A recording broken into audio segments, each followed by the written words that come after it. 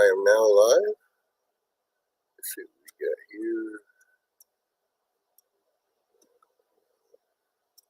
I need to back it. There we go. Coming through.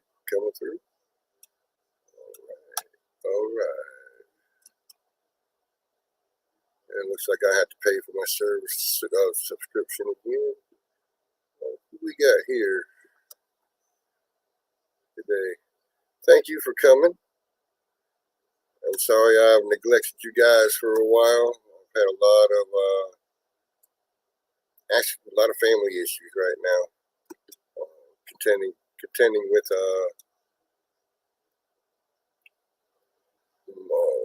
family issues with my dad passing.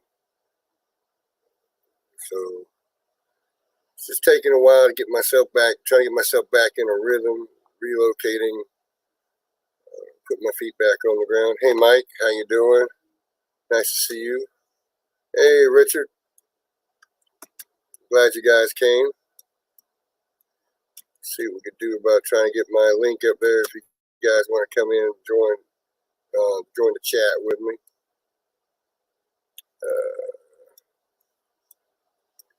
Things have been a little rough lately. Between work and having to go back and forth to Texas since June, I've been a little strung out, a little bit tired. Bees have been a little bit neglected. Hey Tim, how you doing? Hannah, glad to see you guys made it here. Don't even know what my topic would be tonight. I think people need to start throwing stuff out there. Because like I said, my brain has been fried for the last few months traveling back and forth to Texas, dealing with family issues.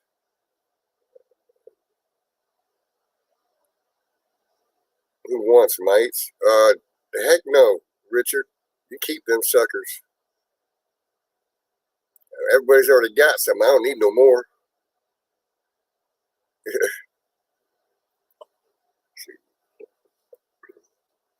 I think Frank from Galloway Lights, he had a short on the other day. I just happened to glance through. Hey Russell, that he was playing around a little itty bitty tick. I'm like, sometimes I wonder about him.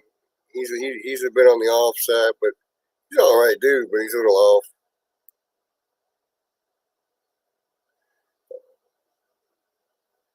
So, like I said, I've got some neglected bees. I think they're gonna be mad at me when I finally get into them tomorrow. I'm gonna see what I can do about what I can pull off the hive. I was supposed to pull the honey off a long time ago. I may not have any honey to pull now because of things the way scenario went this year. So, I mean, I'm not upset. If it's enough to keep me through the winter, I think I'll be doing good. It is what it is this year. Hopefully next year will be different.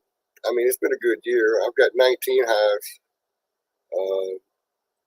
I'm not what I wanted to get this year yet, but I'm one away. So all I need is equipment. I'm sure I'll exceed that by making some healthy splits, which I was supposed to have already done, but I just may just leave them alone, let them fend for the winter in the configuration they're in. But there's a few nukes that I need to get into something bigger because they're boiling over. One especially right now. I'm surprised they haven't swarmed.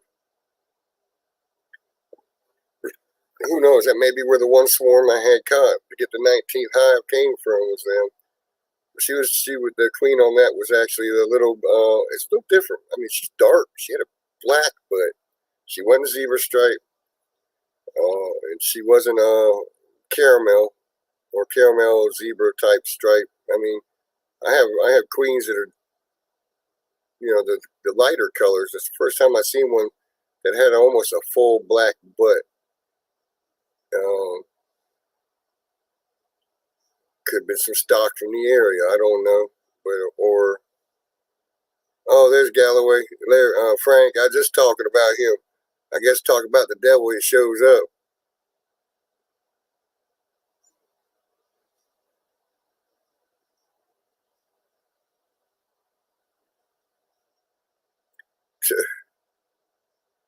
What are you getting, Galloway? What are you?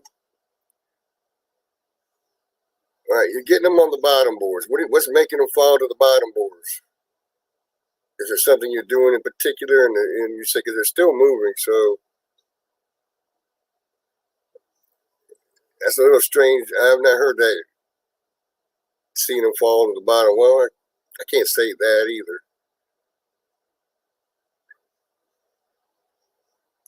Oh, oxalic acid?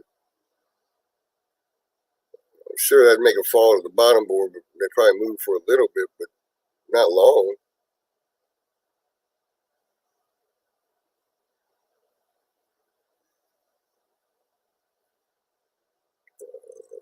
So let me see here. I was going to put the invite up. I ain't got to that yet.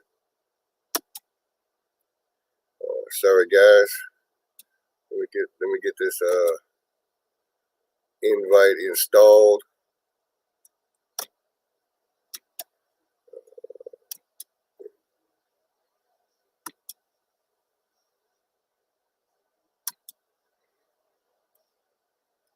And I'm using the El Cheapo version, so it's not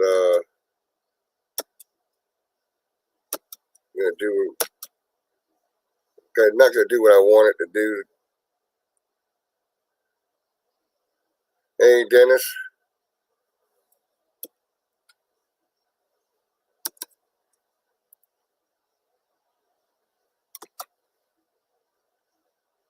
I'll pin that.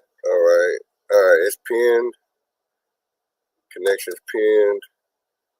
I do thank all y'all for coming in. I'm sorry. It's been a while. I've neglected you guys. Shoot, I've neglected myself. I'm on the bad end. I'm not a bad end. I'm just not been feeling well. And I think it's emotional, physical stress.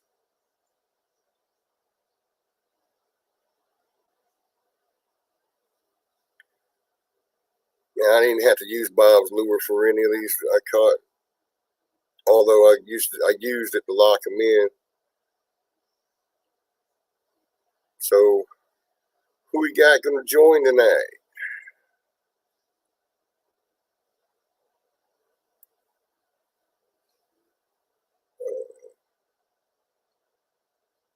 Can't afford $1,000 for new stuff to treat mites. Oxalic acid ain't that expensive, and it goes a long way.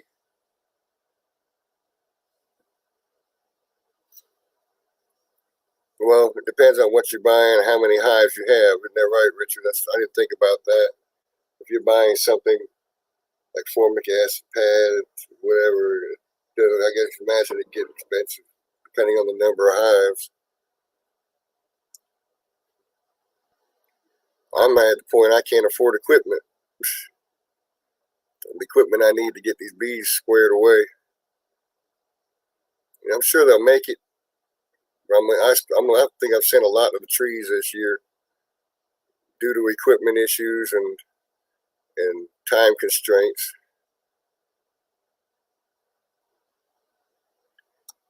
Here we go. Frank, it looked like he's coming off the doggone Mad Max bins with the mask on his face. Yeah, there's a lot of fiberglass in the attic. Trying to work on my air conditioning. Shoot. Only real men won't go up in attics without masks, even with the fiberglass and dust. Probably why I cough all the time besides smoking. Yeah, this is a true wiggle. I don't think you can actually crawl in here. I think it's pure wiggle. Let's try the other finger. There you go. Yeah. Wiggle room only. It is a low space in there. I give you that. I'm not exactly sure why they designed the attic with these extra braces on here. Maybe because of low pitch. So you can't go over them and you can't go under them unless you put down. I got some of my lumber from milling. I put down some boards, so now I don't have to crawl around insulation and fall through ceilings. But that's what I'm working on. Well, Frank, all I got to say is welcome to my world. I do that on a pretty regular basis. You're a duck Charlton. guy? No, I do data wire, and I'm up with the duct guys most of the time, running wires through attics, in big metal structures and whatnot, where it's really hot all the time. So you're in there and out as fast as you can get. Man, put it this way: I used to be 300 pounds. I don't get over 220 anymore. I'm always sweating and losing weight. Yeah, that's the only thing about electricians and data wires. They're so small, they go into crazy places. The problem with air conditioning is it's big, so usually you don't go anything smaller than what you can fit. Yeah. But yours, you're going fishing wires, and you're getting spots that sometimes you can't even see, and yeah, good luck. Thanks. I used to have a roll for my 5-gallon bucket, tool bucket, and it couldn't fit. I can't fit.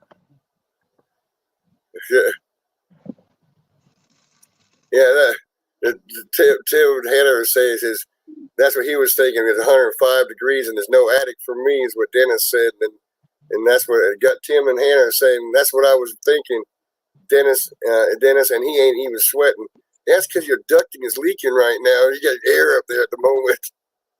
It's an overcast day, a little bit of drizzle here and there, and like you said, the air conditioning is completely off in the ductwork right now. I have it bypassed while I'm working on it.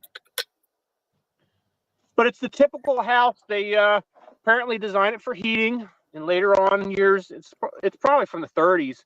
Later on, they upgraded and put an air conditioning coil in the ductwork, and never increased the size of the ductwork. So that's why I've been fighting it for years. So I'm finally breaking down and upping the size in the ductwork so it'll actually handle what the house needs. Yeah, well, I could tell it's an older house by looking at the 2x4 above your head is a true cut 2x4, and the slack exactly 2x4.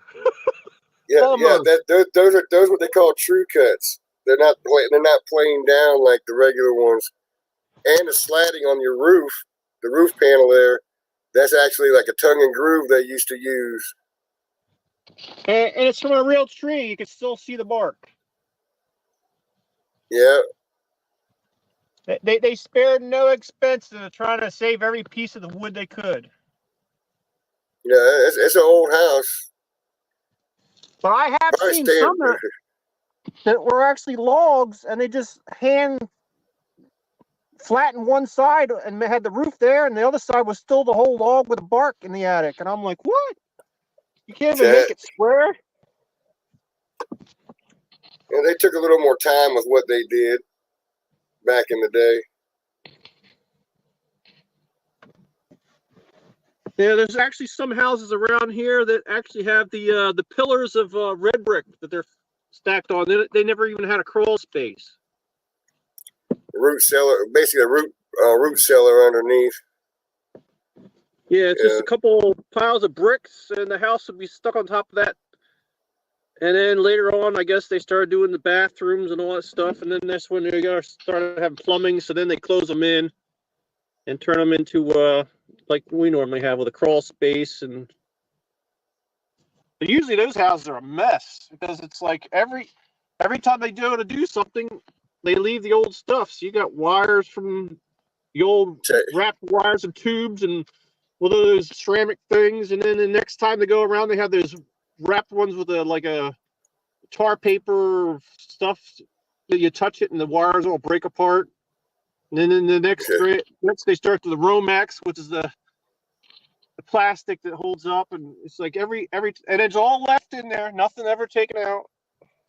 And they have cast iron drains, and then they leave them, and they start going to the PVC, and the cast iron sitting under there. And then they have the old well tanks. They're still underneath the houses. Like, man, like a museum.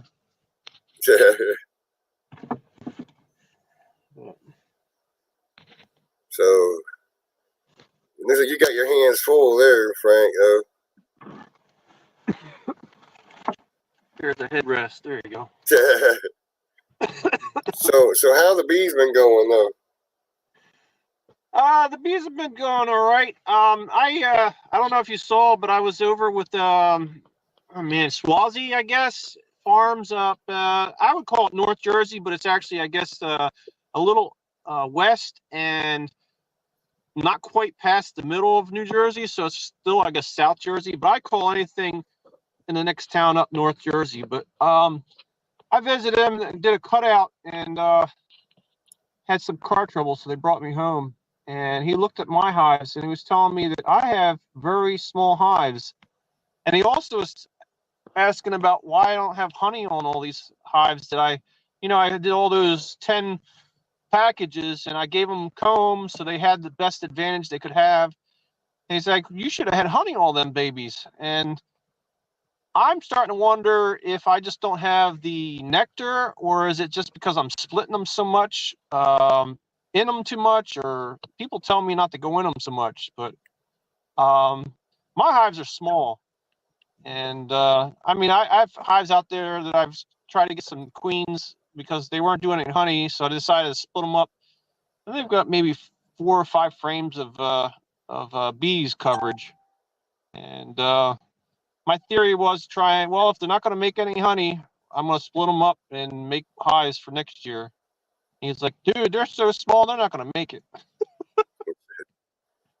So, Man, I don't know. I'm about to find out that theory here this weekend. I hadn't probably been in about a month and a half in my bees because of all the family traveling for a funeral and family issues and stuff in Texas. So I've not been in them that much. So I'm about to find out.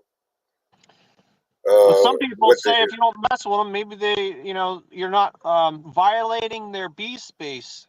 Because I find when I go in, every time I go in, I start to manipulate them. So it's like, oh, well, all the brood should be together. So I start taking up here, down here, make them all together. And then I take all the honey ones and put them up top. And, oh, they got too many brood on the bottom. They're only supposed to have, like 6 frames of brood. Otherwise, they don't have any more room. So I start putting empty frames down there so they can grow. Taking a brood, putting it up top so they, do that like that. I don't know what they call it, but giving them space. But every time I go in there, it's like, I think I have the upper hand, and I don't know, maybe that's what's happening. They're just totally in a disarray every time I mess with them. Well, I've heard people say that when you go into them, like you manipulate them a lot, you really slow them down. You throw them. I think I heard someone say you can throw them 3 weeks behind by a lot of manipulation. So yeah, I don't know. I think that's my biggest issue is I mess with them too much. So like you said, you hands off for, several weeks at a time. Maybe they're doing like banging, and, whatever they got going, if they killing queens and making queens or whatever they're doing, backfilling, whatever they're doing, that's what they need to do. Yeah. Well, I know I've been sending some of the trees this year, and I hate that I've done it, but like I said, I've just been too busy for stuff and no equipment. I'm just increasing the population in the wild. That's all I'm doing right now. Now, do you actually see the swarm cells when you see them go to the trees ahead of time, or is it just to catch you off completely guard? Well, I had 4 earlier in the season. I had 4 swarms. I caught all 4, but then they took off, and they came from my hives. Well, 3 of the 4 took off, and I kept one of them stayed. And then a few weeks ago, before I left to go down to Texas, there was one in the trees, and I shook it into a box, and they're still in the box. I just hadn't moved the box out the yard yet. I got to relocate them tonight, put them on the pallet where I want them to be at, so they get reacclimated tomorrow to the new location. And but out of five that out of the swarms, I've seen 5 in my yard that I know of. So, but the I mean, numbers don't seem to. are you getting like the indication by seeing swarm cells, or you're not in them enough to actually know that it's going to happen? That's the problem this year. I've not been in them to see the swarm cells or anything this year because I've not been in them as often. Now I noticed some empty cells or tore down cells in the boxes, but I can't prove anything, you know. Because I had 2 swarms this year. I never had them ever in my life before that. And I knew they tell you not to have more than 2 cells per colony that you're going to try and make a queen in. And I split the colony up to 3 different colonies. So they had 3 deep boxes with queen excluders between them, double queen excluders, you know, like a 3/4 inch space between 2 screens so they couldn't touch each other. And so the bottom one, I said, you know what? I'm just going to leave a whole bunch of cells because I had 2 in the top, 2 in the middle, and then the bottom. I said, it's like 6 or 7. I'm just going to leave them all and see what happens. And it swarmed twice. So that's true. But then the other thing I was wondering too is maybe the queens when they're young, I wonder if they would get through the excluder and fight even though they're that's there. And so far I got the 3 queens, so and 2 splits. Well, I mean, it's feasible they could as small because I had one Holly I caught in October, the first season. I caught her and put her into a queen clip, and she walked right out of it. I'm like, okay, so and she was freshly mated, so she wasn't a virgin, but she was just freshly mated. So and she walked right through it. So it's possible. I can see that they can go through and exclude her. Is it a plastic or a metal? It's a plastic one. I mean, it's a brand new plastic one, and she's walked right through it. Wow. So I can see where that can happen. They can walk through the excluder as a virgin, but after they've been mated and then start producing eggs, I don't see where they can. But after that, but early on, before everything settles, yeah, I think they can walk right through it. Wow. So maybe a what do they call it? Double screen board would probably be a little safer bet. Just allowing them to have heat, but of course they don't need heat in the summer. But I don't know. I'm still, I'm not used to the season change. Every time I do something, it's always the same. I'm used to winter, so I do try and stack them so they have heat. And well, from what I've been reading and understanding, that they try to maintain, no matter what you do, what temperature it is, they're trying to maintain a specific temperature and percentage of humidity, and they do that. And no matter how hot it gets or how cold it gets, they'll maintain that temperature for the most part. The only time it dips below that is if they're too weak, like the cold temperature too low, and when they're too weak, that they would end up not being able to maintain the heat in the hive, and then that way they're, or when it's hot, they don't have enough foragers to go out to get the moisture to keep the hive cool. So I mean, that's the only times I don't think that they can actually maintain it. Is either sick, under numbers, or if they swarmed out too much and it's a small cluster, they can't maintain it. But for the most part, I think they say they usually keep it between 95 to 97 degrees, and I think 70% humidity. I think it was. I don't quote me on it. I'm probably close, but I don't think I'm on it. But that all deals with numbers, having adequate numbers, adequate, foragers.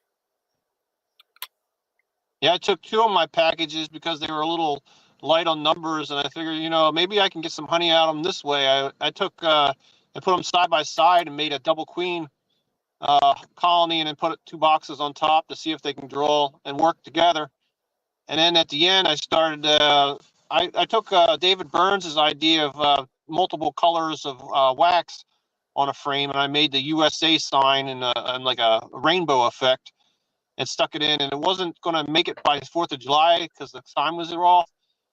Because it's not enough. I only had like 2 weeks to try and draw that out. So I put another box with another queen on top. So now I have 3 queens, and I'm like, all right, they should really bang this out. And it's still struggling to draw frames and draw wax. I mean, they got some stuff, but you would think 3 would like knock that out in a heartbeat. But no. Drawing wax though too would be probably it could be lack of nectar. I mean, or a food source. The protein source, not protein, but the carbohydrate source to be able to make the wax. So it's highly possible. The guy from Swazi Farms, I think his name is Joe, is out and he was telling me, he says it's possible the pheromones are fighting each other, and the middle is like the neutral ground, and that's why the middle is not being drawn out so much, because they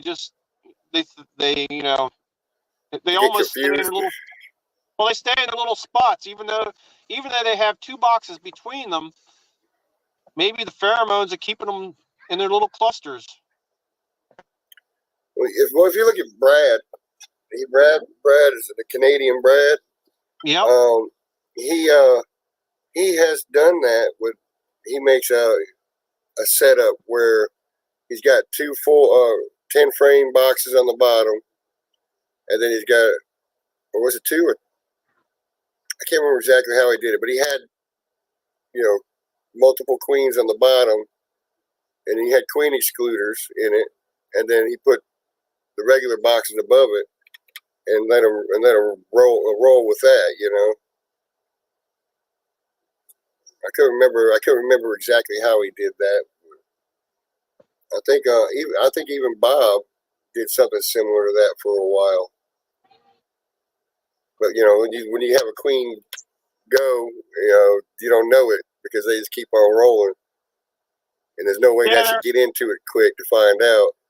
It's a lot of boxes to move around when you go to inspect them too. Yeah. Like on that one, the one side, the queen seems to multiply quickly, and she fills out her brood chamber fast. So I keep stealing some frames of brood and throwing them to my my splits, and keep giving her room. But the other one on the other side on the bottom doesn't seem to expand as much, and I don't really have to take no brood from her. It's fine. She's always got 6 frames of brood and no more. Yeah, Dennis Barney is asking, are you feeding them yet? That was what I was leading to when I said about the lack of nectar resources could impede the waxing, wax laying. Yes, all of my splits, I took queen cells and made a queen, and they actually had success and have a queen in them. The ones that didn't, I just basically took all the resources and dumped them in the other colonies. But the ones that have queens in them that have maybe 3, 4 frames of bees, maybe 5, coverage, yes, they're all being fed. No, I'm not doing it consistently. I'll do it maybe a couple weeks, and then I'll forget, and then go back. And I just put out sugar about 5 days ago, 3 days ago, and it's empty already. I'm like, all right, got to go buy some sugar. And my theory is, and it's also 2 parts water to 1 part sugar, so it's very, very thin. I'm trying to get them just to multiply and get ready for winter. And they have hardly any resources in there. But yeah, I just thought if I can help them out, get them ready for winter, maybe I'll have numbers up. But yeah, they're not expanding as fast as I would think, and it's take a lot of sugar. Yeah, I think it was Bob Benny says that was saying that says that their a lighter sugar water mix is good for them because they don't store it, they use it. They'll eat it, they'll use it for wax building, and stuff like that is for building up. But if you want them to hold up for the winter, you put in a heavier source, like a 3-to-1 or something like that, heavy syrup mixture. Yeah, so all I want is a lot of bees at the moment so they can get their volume up. And so they'll be actually, somebody was saying, what about 6 to 8 frames of brood? And then that should be a strong enough colony to play the winter thing. And then after that, we'll start, like you said, dumping the heavy stuff in there and let them fill it out, maybe in October. Well, depending on the breed you have, though, if they're like Italian, they're gonna need a bigger, or try to keep a bigger brood section. Now, if they are a different breed like Carnolians or Caucasians, they're gonna be smaller. They're supposed to be like the Italian, but then the question is, I mean, if they've bred from the area bees, which most of them have, they're half and half of whatever. Well, Dennis, you say it's been a very strange year. Yeah, it has been a strange year. But your drones have been gone for almost 2 months, even in cutouts. Well, the one 2 weeks ago that I found swarm has at least 1/3 drones involved in that thing already. In that swarm. So I don't know where you're at, but I still got drones going here in my area. So I haven't laid eyes on many other than that right now. Till tomorrow, I'll know better. Hey, Lee.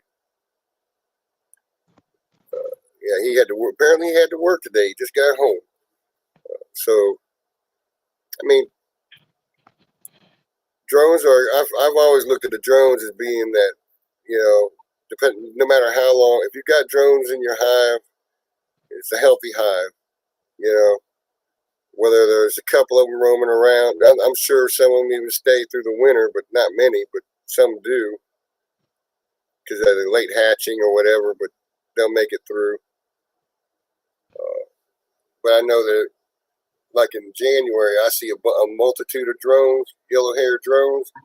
I know that I can start splitting off fairly quick within a couple of weeks, because they should be old enough to be able to fly out, which means someone else's hives near me has probably got drones about the same age. So I can start splitting and pulling things off the last 2 weeks of January, even into February. So you're going to take your production colonies and split them up? Well, I think there's a couple of them I'm going to leave alone. Thank you, Brian. There's a couple of them I think I'm going to split down, but there's a few of them I'm going to leave alone. I may thin them, but I don't think I'm going to cut them. I may use them to supplement some other splits, just to make sure there's enough, in the hives. But I'm going to try to this next year try to sell some nukes to try to keep them, to make money to get equipment flowing. I hear all the time people making overwintered nukes, and I'm thinking to myself, a nuke is only like 5 frames, and they don't even have to be all brood. Sometimes it's just food and 3 frames or something, or 2 frames of brood. And I'm thinking, how in the world can people do something like that and get them through winter? Well, I know where we are at, we don't really have a bad winter. So all the bees I've probably got some Italian in them anyway, and they brood consistently through the winter.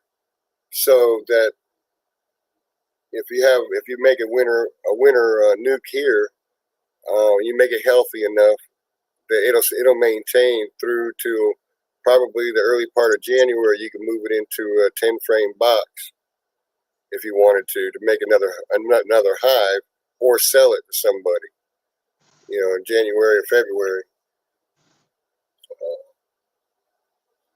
But I can't say it's a constant, because that's only my 3rd year. But so far, what I've seen, I think it's feasible here.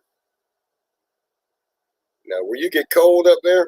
I don't think you might be able to overwinter it, and it'd be real small, and you probably by March or April you might have one a nuke to be able to sell that you overwintered. The queen overwintered. It's considered survivor stock then. So I'm amazed.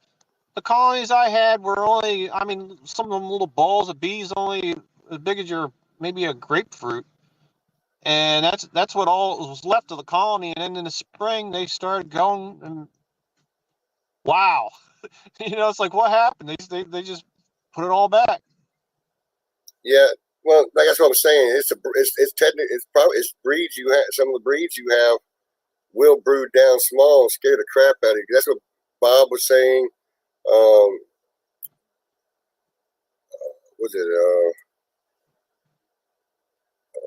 one of the stream teams? I can't remember his name right now.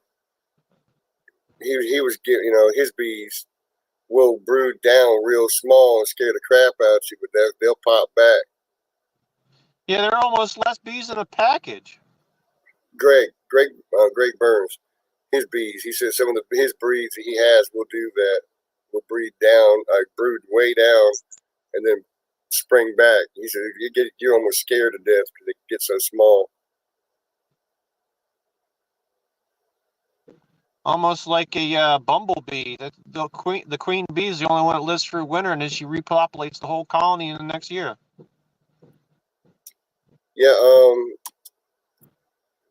Brian for Flowers Tree, he says usually they overwinter 5-frame nukes in Colorado at about 75% success rate. So you might be able to do the same thing too. How small is his colonies when he's coming out of winter? Like March and April. I'm not sure. He didn't say that, but I mean he's saying it's a 75% success rate through the winter. So I think I could probably at least do that here even. Now I have another yard that I've been keeping, and they have a lot of flowers. I don't know if you've seen the videos, but the farmer has flowers that perpetually produce all different species throughout the summer. So I don't feed those bees, and I haven't treated them and all year. And I'm curious. I want to go in there and do some mite checks and see if they're any different than the ones here at my house. It's just they act totally different. Yeah, Brian says that they come out at different sizes, which I attribute to being whatever breed or mixed breed they are. It's how they come out, different sizes,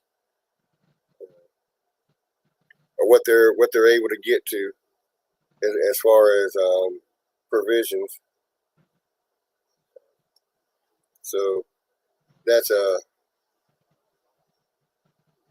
what I'm looking at this year. I mean, I'm hoping to get a little more honey so I can sell some because all the honey I had I sold, and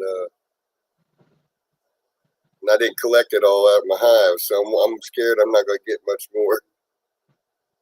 So I mean, I got maybe 65 pounds left at the moment. I made a whipped honey this year using I call it double berry whipped honey. It's got strawberry and blueberry mixed in it. That stuff flew when I sold it. They loved it. I kept selling it as a bagel and a schmear, and they were just eating it up. You making the strawberry and the blueberry into like a puree and then putting it through a screen? No, it's all freeze dried fruit, and then I just put it in like a coffee grinder and pulverize that, and it's freeze dried, so it's all natural. And pulverize it and put it in, and then I blend it in to flavor. When I could taste the berry and strawberry, and I could taste the blueberry in it, I'm like, okay, I'm fine with that. You freeze drying yourself? No, I don't have the money to buy a freeze dryer. So I'm buying it freeze dried right now. Is the freeze dried have like a spongy consistency? It's not like when you get like a bananas and the fruit mixes or the trail mixes, they're usually like a oil fried, I guess. Is it more like a spongy texture to No, the strawberries? it they're not spongy, and they're not they are crispy. They're stiff. You know, well, the strawberry might be like a dry sponge look, but not. Yeah, But in the blueberries are like hard rocks. yeah, very crunchy. I see that. Yeah, the strawberries I had, there's a guy that does the strawberries, and they're kind of when you go to chew on them, they're a little bit like spongy in your mouth, rather than like the blueberry, or he does uh what's that candy that the ET eats? Oh my Starburst. god! Oh yeah. He does Starburst, and they swell up, and they're like you say, very crunchy and very dry. Well, if you pulverize that, it becomes a dust, Yep. and then when you go back and excuse me. You have too many addicts in your lungs.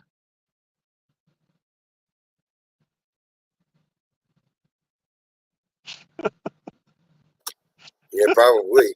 Um, no, you pulverize into a dust, you mix it back into the honey. It's enough to pull what moisture is in the honey to reconstitute that powder. Yeah, and Joseph, the strawberries somewhat are tart, but the honey changes that once you pulverize it. I mean, you have a little tart, but it's not so tart you can't contend with it. Now you have a problem with your blender overheating it because it's so dry. It's not a liquid. I just use one of those doggone ninja shake makers, no tiny Oh, okay. thing. I beat it up and I shake it around, and then I let the blades beat it up again, and make sure. And then I'll take a fork and I'll scratch through it to see if there's any big chunks left. And if there's still big chunks, then I go and I continue it, so it doesn't bog it down. Because I know I burned up our home blender playing with the sugars and stuff, the dry stuff, and the motor no more.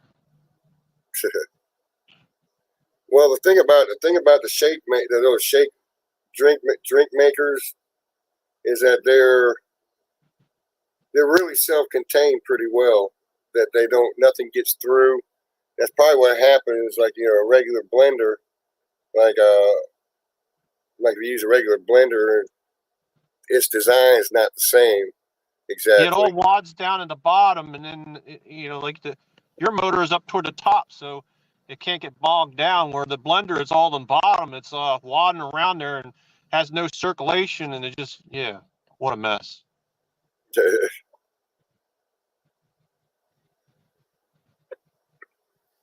But I've found that it doesn't. I don't have to put enough in it to change the color of the whipped honey.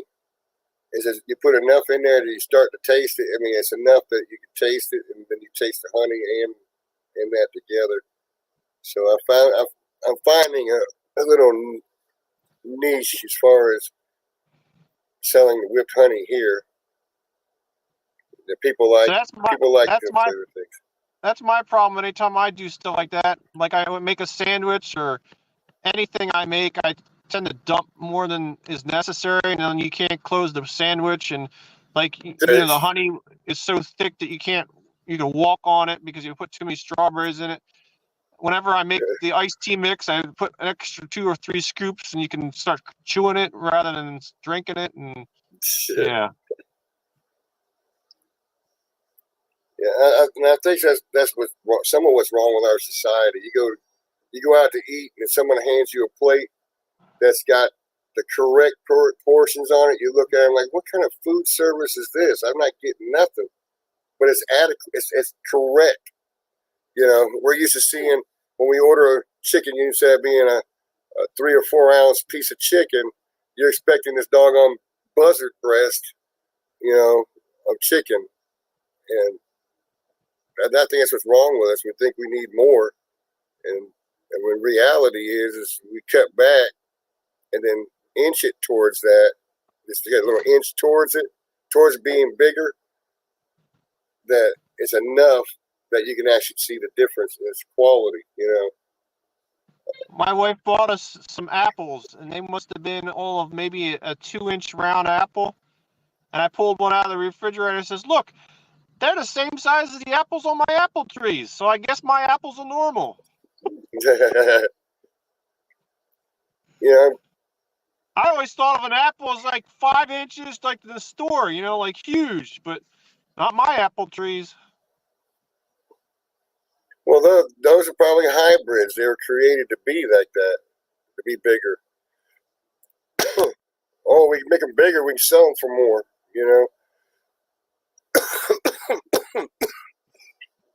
Yeah, the store doesn't have all those little different colors on the texture and the skin. They're perfectly round and smooth and no imperfections. Not my apples. I got all kinds of holes and deformations, and yeah. I might even you might even actually bite into some protein in there too. A little worm. Yeah, I eat around it. Yeah. Well, there's no sense of eating around it if you already bit half of it and ate it and didn't realize it. So why you eat around the rest of it? That's my philosophy. If you already gone halfway in, you may as well finish it. You sound like you might have had some of those brood from the frames honey. You ever had them? Have what? The brood frames. You ever eat them? Yeah, I accidentally eaten some brood by accident. Oh. Because I saw a bunch of honey in new comb, and I was like a bunch of honey and some new comb, and I was taking it out of a cutout. Well, actually, it was open air.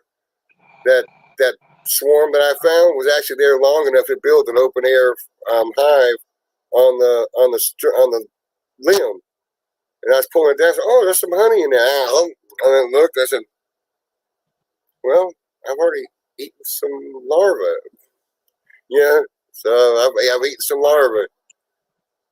They weren't cats. Is it good? I didn't notice a difference. My brain just said, "Ooh, okay, yeah," but I didn't notice a difference in any taste on it. I haven't had the guts to do it yet. Well, I didn't do it on purpose. I didn't intend to go and say, "Oh, I'm gonna eat some larvae." I didn't do that. I mean, it's like I said, "Oh man, some honey." And then it's like, "Oh, there was larvae on that." Okay, yeah. Yeah, I think I seen Bruce on Swarmstead make a whole sandwich with it and fried it, and I'm like, "Oh my gosh, oh gross." Yeah, he's a little touched too, like you, Frank.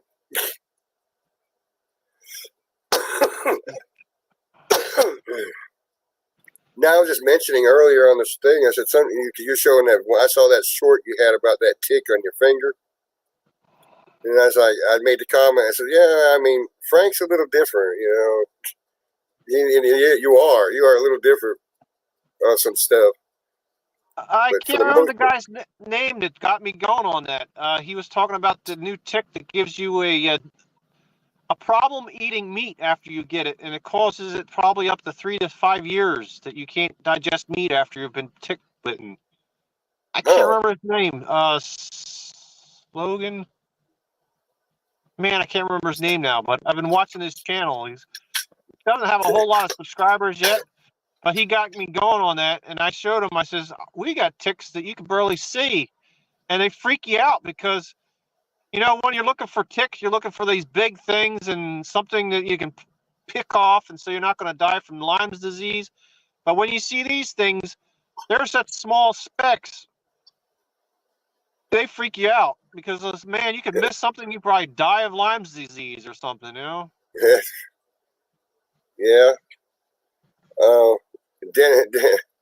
Dennis says, "True bee man in the attic, lying on his back, on the phone, talking about bees."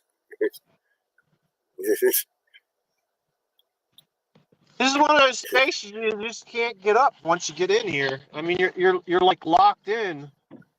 I mean, you can't even. My waist can't even get through here, and it gets stuck. You know, turning sideways. So it's either you're on your back or you're on your stomach. Pick one. Brian, I was just talking about the honey harvest. I got half of it harvested before all my world started going into a cyclone, and left the rest of it on the hive. So I don't know what I've still got yet. I might get a little bit more. Right now, I'm sitting on a bucket with 65 pounds, from my last extraction, which was about 400 pounds I had. So if I don't get any more, I made exactly what I made last year. Now, is your 65 pounds a 5-gallon bucket? Is that the same math that everybody else has, or? Yes. 65 pounds is a 5-gallon bucket, about 1.5 inches from the top. So those are the numbers that drive me crazy. It's like you got to memorize this, otherwise, it's like every time you fill up your bucket, well, how many pounds do I have? And well, if you finish filling it up about 1.5 inches from the top, you should have right around 65 pounds. And then you got to remember the math of each jar. If you don't use regular honey jars, like we use the ball, pint jars and stuff like that. Well, those are 1.5 pounds each, so it's not a pound in each jar; it's 1.5 pounds, and you got to fill it up to the ring, and stop right at the ring to get the same exact weight all the way across it. So, I mean, sometimes they get a little more, sometimes they get a little less. Yeah, that weight and volume pound is that's a funny one too. Because 16 ounces.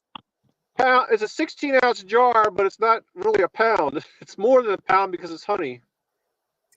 Yeah, well, it'd be even less than a pound if you put water in it. Water is 8 pounds per ounce per gallon, right? So it'd be less than that. I also found out it depends on the temperature of the water, because that changes. I'm like, you gotta be kidding me. You take the average, Well, on average, honey is 11 pounds per gallon. So, and I wasn't aware of that changing like that. I knew stuff changed because molecular structure when you heat it. Oh shoot! So you're saying that maybe like 16% honey and 19% honey will probably be a different weight because of the volume of water. Oh my gosh! Exactly. Oh.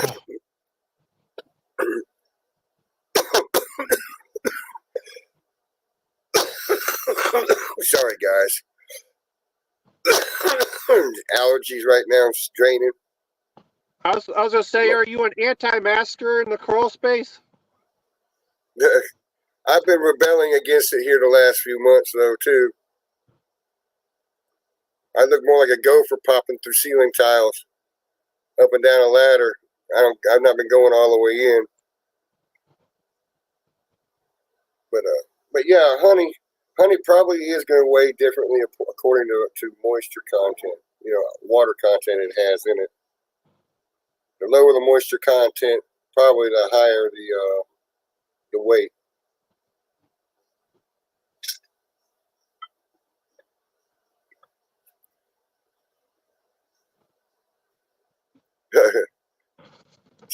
Richard telling me a good joint would bring that up.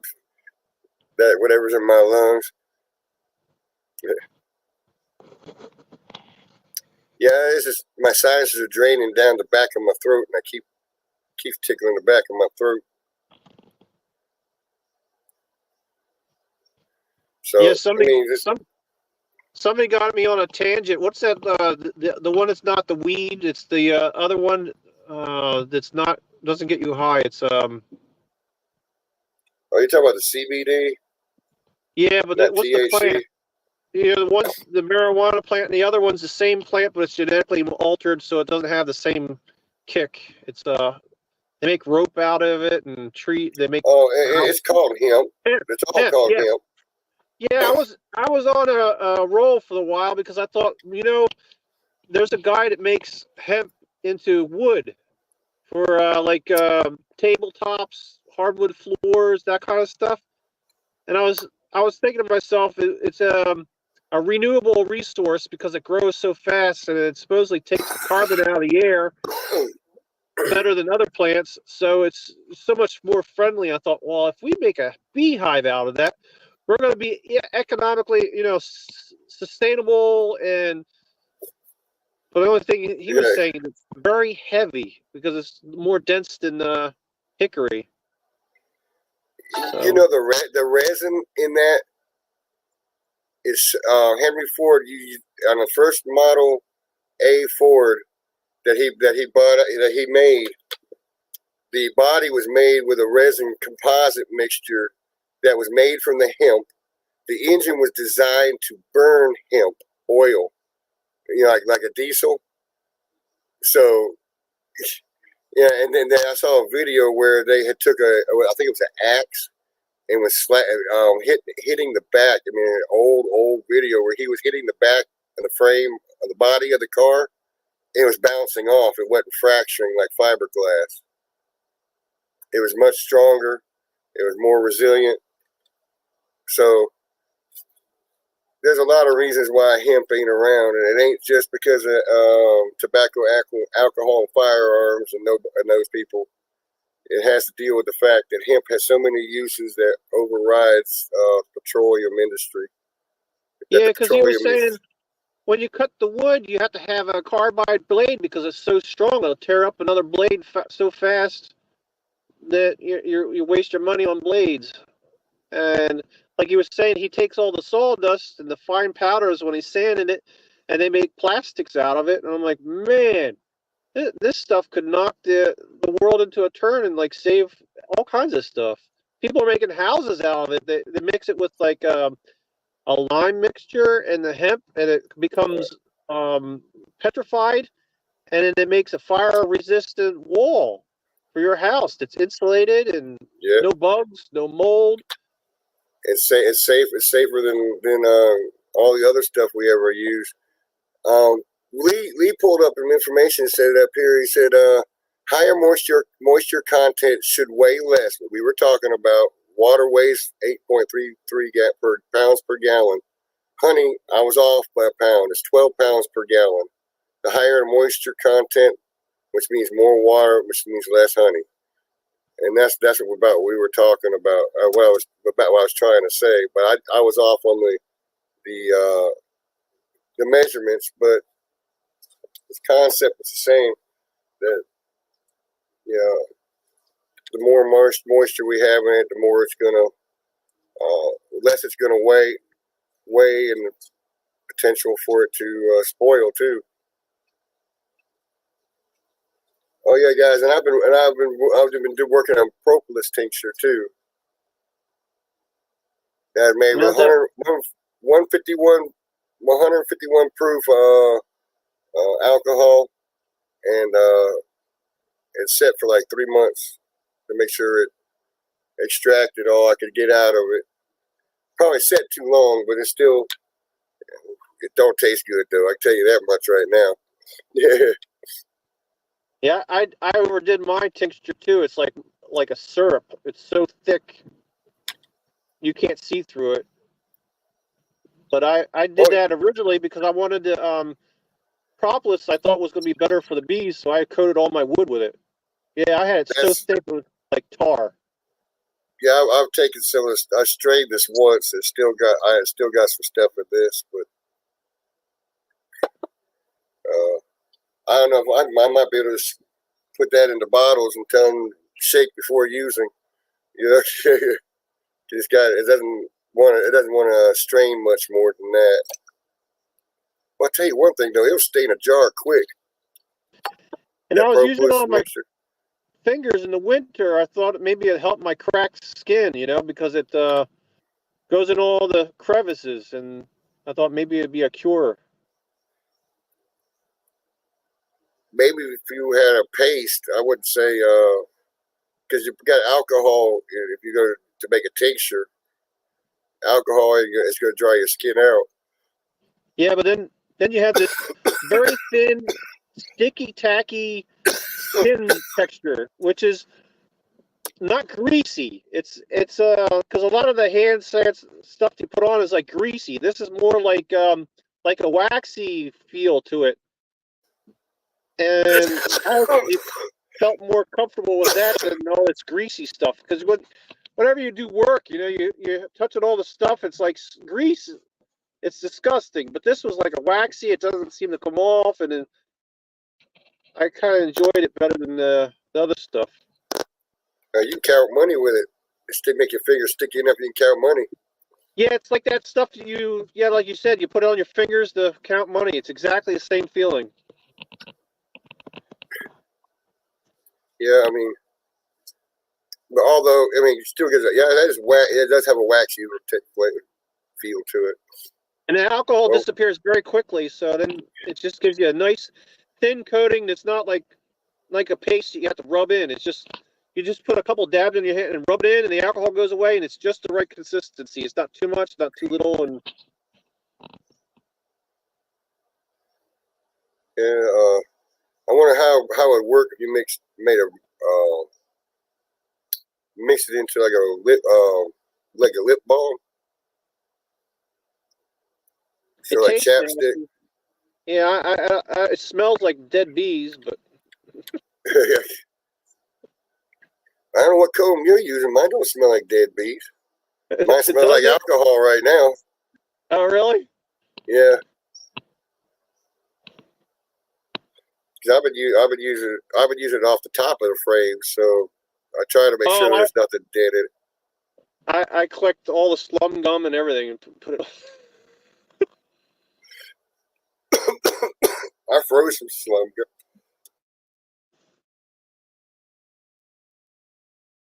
Anything the alcohol would dissolve, I figured was probably propolis.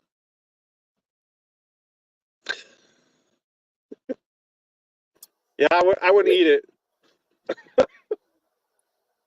Tim and Hannah eat it. They don't eat it like the propolis itself. not I think she said she make a pea size and they eat it like a little pill. Not mine. It's from anything that wasn't wax and wasn't honey was yeah. I figure it's probably propolis. It's not pure. Well, propolis is what they glue everything with. So yeah. Because I figured on the bottom of when you do your wax purification, you settle it in the water, all that stuff on the bottom. I figured that's probably all the propolis that has separated. So I figured if it's dissolved in the alcohol, it's probably the same stuff. Yeah. Well, this is the book I've been I leafed through it a little bit. I haven't read it all the way. Family member sent it to me, and believe it or not, they got it signed by the guy who wrote the book. Yeah. So, and that's where I found out that I've been reading a lot on the propolis itself. They said the components in it are pretty similar to like a frankincense and myrrh, which is used in some medications. So it's really interesting in the concepts. And I don't know let me look at the copyright on this, when it's written. Isn't it from like tree sap? So it's probably the same as turpentine. Well, so is frankincense and myrrh. They are a sap. Yeah, and the frankincense smells like turpentine to me, like paint thinner. Yeah. I went to a Catholic service. I can't stand it. Why would they give that to Jesus? It smells like turpentine. Yeah. This was copyright 1993. That book is copyright 1993. So what is frankincense actually taken from? What plant is that? I haven't researched that part of it, but both frankincense and myrrh were valued for their antiseptic values. one thing in the old days, because they like when they embalmed Christ, they used frankincense and myrrh to handle the body and wrap his body up to preserve it, and to because they weren't supposed to touch the dead, they kept their hands antiseptic. As part of it. That'll keep me away. Well, when they burn that frankincense incense in the doggone in Catholic Church, and I don't mean to do anything against Catholic people here, don't take me wrong. It gagged me. I had to leave when they burned it during they do the high mass on Christmas. My wife's family's Catholic, and I went and sit the high mass service at Christmas with them. They go around the whole auditorium and swinging that little tea basket with that stuff burning in it, and it kills me. I said I can't do this anymore. Wow. Yeah, I made a mistake of taking my pine sap, one of my trees, and putting it in my mouth and chewing on it. It felt like I just took a gulp of turpentine. It's like disgusting. Oh my gosh. Yeah. Well, they use the propolis to create an antiseptic environment, so it it has its purposes. You ever seen them carrying that propolis on their legs? No, I have not seen them carrying it. I think one of the trees they do collect off in my yard is a soja palm. The palm tree leaves. I have a few soja palms, and I got a what is it? I forgot what they call it. Jellied palm tree in the yard, and they don't go to the fruit of the jellied palm, but they get stuff off the oils off the leaves. Oh wow! I've noticed them collecting the oil. That's the only place I've seen them, because a soja palm produces a lot of pollen. It produces a stamen, a big old stamen on it, and it's full of pollen. And I don't ever see them going to that at all when they're collecting pollen. But they'll be on the plant, but it won't be, all of them. There'll be a few of them go on the plant collecting it. And I think they're doing it for the oils for the propolis, because it's the propolis that they make in my hive. I've always seen it like a reddish or goldish brown color. No, yep. Mine's like an army green. Really? And I think that's why. Yes, army green color, which is surprising, because I've seen it all different colors, but this is like an army green color. Wow. OD green, and Brian likes it. It figures, Brian, you like frankincense. Frankincense is too pungent. What do you say about it? He said he likes frankincense. Boswellia tree. Okay, that's where that's Tim said. Not Tim. Yeah, Tim and Hannah says frankincense comes from the Boswellia tree. Boswellia is also a good nectar. Nectar off of the berries is good for. They make cough medicines out of it. Never heard of that one. It's also good for your blood, I think, Boswellia. But I find it interesting the comparison that they make to its components are the two that is used in Scripture. Yep. So what did they really bring them? Did they really bring Christ frankincense and myrrh? They bring him propolis. Good question. Yeah. I mean, like and was it gold really gold, or was it honey?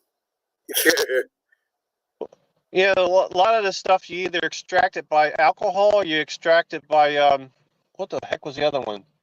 Steaming, something like that, to try and get the oils out. Yeah, I can sort of see steaming to get the oils out, because the oil will separate from the water.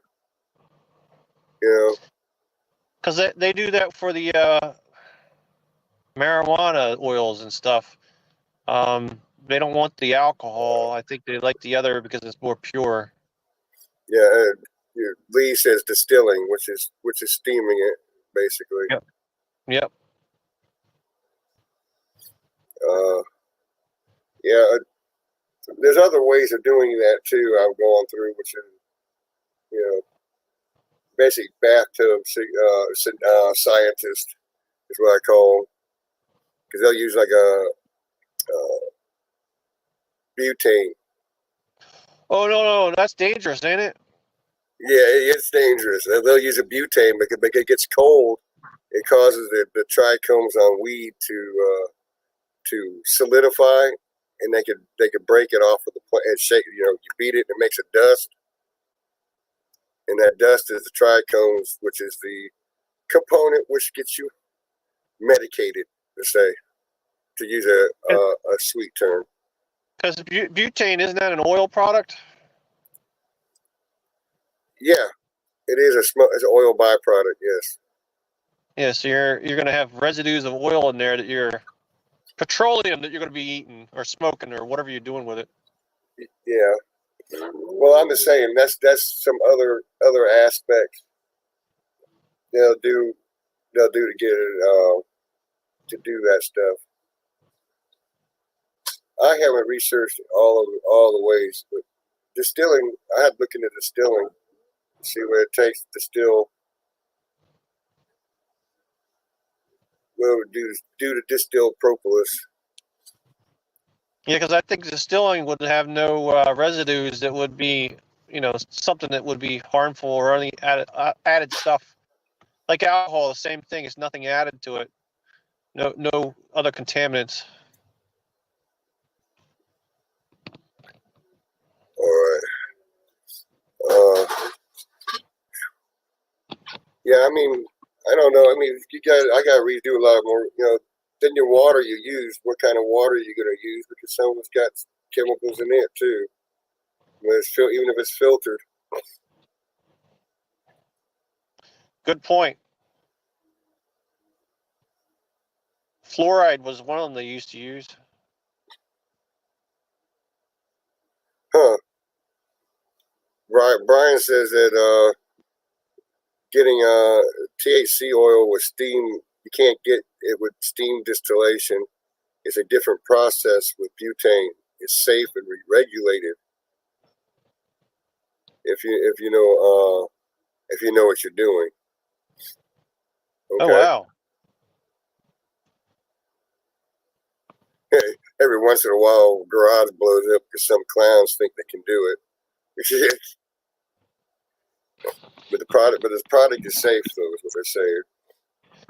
Because another group that plays around with this, like the tinctures and the oils and the extraction, is the people do the vaping. They were into all those different oils and how you mix them and blend them and capture them and, of course, eventually inhale them through the vaping. And they used to have something that carries the oil. I forget what it is. Oh, there's another chemical. I forget what it is that they put with their oils. And I was like, man, that sounds toxic. We talk about propylglycol. Glycol. There you go. That sounds dangerous. Is transmission, not transmission, what they use for water coolant. Yeah, I want that vaped in my lungs. Because there's that new product that people use for smoke in their hive, and I was thinking the same thing. It's like, what do they carry? What is the carrier of the oils that they're using to vape? And the other thing people argue about is the metal that you're using to cook the oils and get it the smoke. Are those metals toxic to your lungs? And then the question is, are those metals going in your hive and into your honey? And all that wonderful stuff goes through my mind when I think about vaping. Because that's what they tell us is vaping's dangerous. I'm thinking, well, if we're going to vape our hives, isn't that dangerous too? Because technically we call it vaping, but it's not vaping. It's actually sublimation. You're changing the physical characteristics of the chemical. So it's technically you're not. It's like water, boiling water and turning it into steam. It's the same principle. Is that you're putting the solid oxalic acid into a hot environment, which causes it to change its chemical. It's not changing its chemical, but it's changing its physical characteristic. It's called sublimation. Well, they're also using the smoke-free smokers now. Yeah. It says Lee is saying that it's in its base form, propolis can be broken down with alcohol. The extract is then put into a large vat and continuously beaten with water until the alcohol dissipates. Ah, so then the water is the carrier afterwards. Okay. So I've not completed my process yet. Then I've left it in the alcohol catalyst right now. Which is what you use to extract it, I guess. Yeah. It's almost like they used to do with gold. You know, you put it in this aqua riva or whatever it is, and it disappears, and it looks like this pink liquid, and it's like, oh, there's gold in here, and then you put the whatever it is that causes it to reform into brown smudge, and then after that you melt it, and it becomes gold color again. Huh. So you got one more step. Yeah. Well, wow. At least one. I wonder how it reacts now if it puts with water. I wonder it doesn't evaporate the alcohol quickly, so I wonder what kind of it's more like a cream then, or it takes a little longer to. That's when they start putting the other things like the oils and stuff like canola oil or something like that to make creams and stuff for your hands and stuff. All right. Brian's saying the alcohol evaporates off if you reduce the water with heat. You get a paste like Frank described. You can add it to salves, lip balms, or whatever. Okay.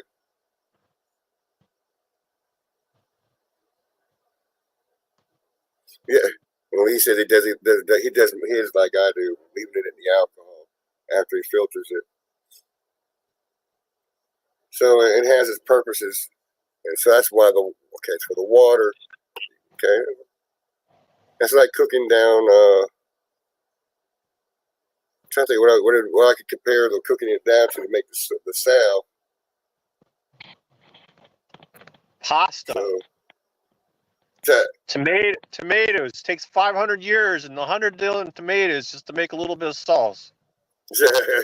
You boil that stuff down for days. The marinara, right? Thick bolognese marinara or paste. Tomato paste. Yeah, and the next thing I tried was the orange peels. I put that in the alcohol and extracted all their oils, and then I have this alcohol that smells like oranges. I thought that was cool, but I don't know what to use it for.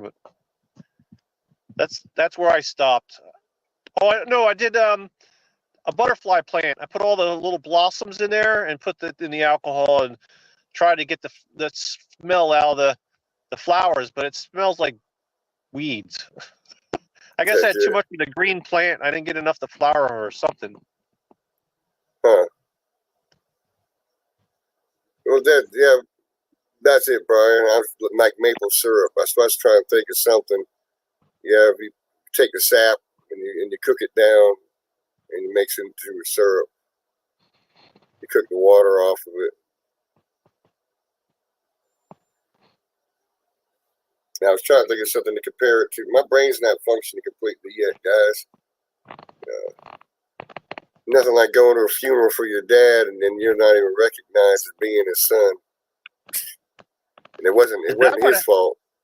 Is that what happened? Yeah. So do you still have your mom or no?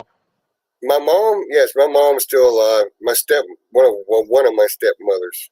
It was a weird, interesting weekend. My mom showed up to the funeral to say goodbye because she had forgiven him for everything and whatnot. Being the bigger person to say, come to say goodbye to him, let him go on, you know.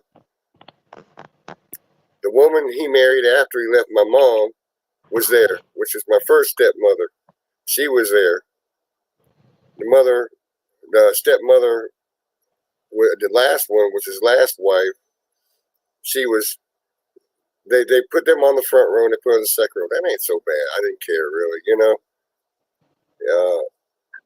And then afterwards, you know, they had us walk out. Well, they gathered them over by my stepmother and her children and everybody over by the door over there to get the condolences and best wishes and all that stuff, you know. Shoved me out the freaking front door.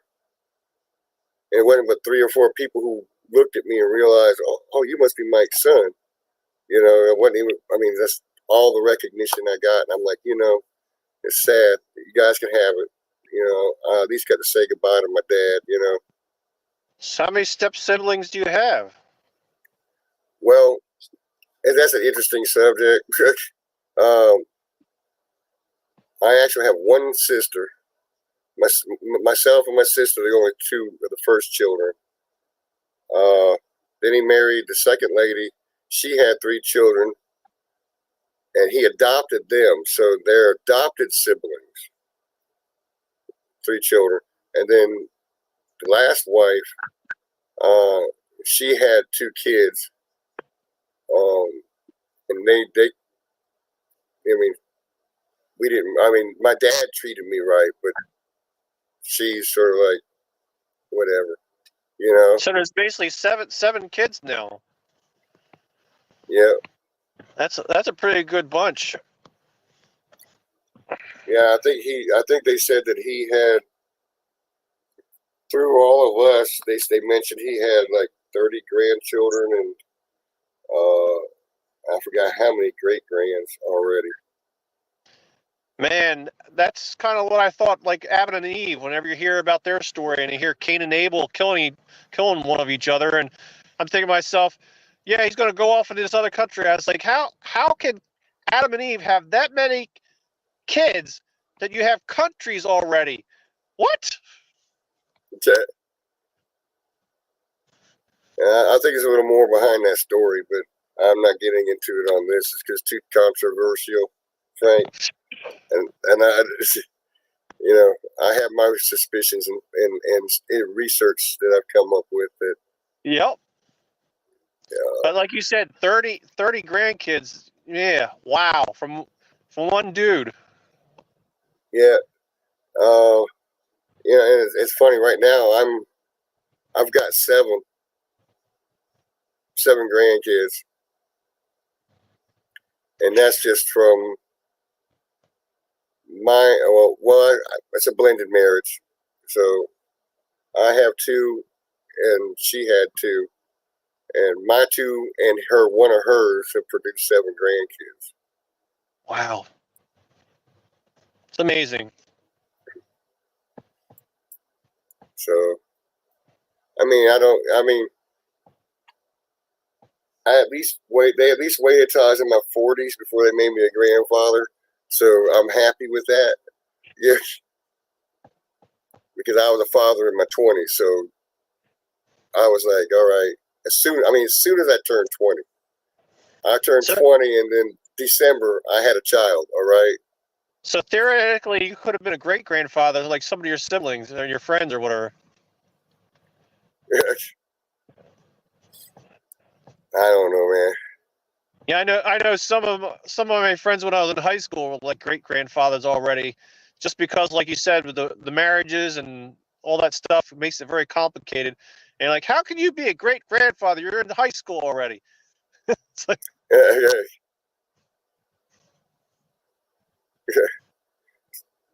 well, all my grandchildren. There's only one that could possibly have given me a kid or a great grandchild right now. And his mind ain't on that. He's on going to the trying to get in the Colorado, go to Colorado to the Air Force Academy in Colorado, and that's where his goals are. So his mind's in books and getting there. He's not worried about chasing women. Not that he hasn't noticed them, you know. So is he a pilot at the time, or? No, he's only in high school. He's in Civil Air Patrol and I think JROT. He's actually done some testing and some stuff and physical training and everything, and he's passed. He's already a sergeant and shooting for tech sergeant. So he's getting rank right now pretty quick. So his NCO, which puts him in the officer range category when he gets to, get that far. Go to Colorado. He'll have a lot of the training and whatnot already, the basic stuff. So all he's got to do is concentrate on becoming a pilot.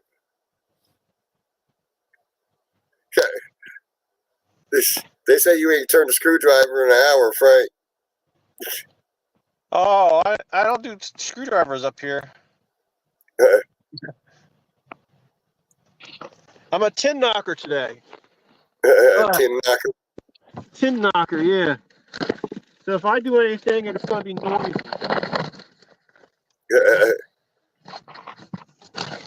But I do have my roll of foil tape. I can do that quietly.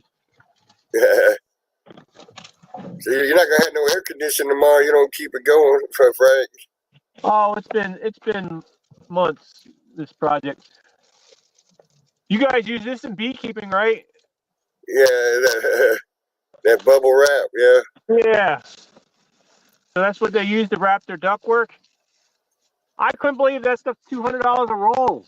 Holy cow! Prices are going crazy. I mean, there's nothing to this. It's a bunch of plastic with a thin, probably vaporized aluminum that just kind of like makes it look silvery. Because I don't even think you can scrape that aluminum off if you wanted to recycle it. It's so thin. It's probably electroplated somehow to plastic. I don't know. But I do know this stuff, the aluminum breaks down sometimes when you're in an attic, and this becomes clear from the UV rays or something. UV light or oxidization. Double bubble. Yeah, it becomes clear. I've seen that. Because you pay all your money and you get your ductwork, and it's all silvery, and then before long, it looks like white plastic bubble wrap that somebody shipped you something. And I'm like, wow, I've been ripped off. Yeah. Well, all it's doing is providing a layer in between the outside and the inside temperature. That's all it's doing. Yeah, they have some crazy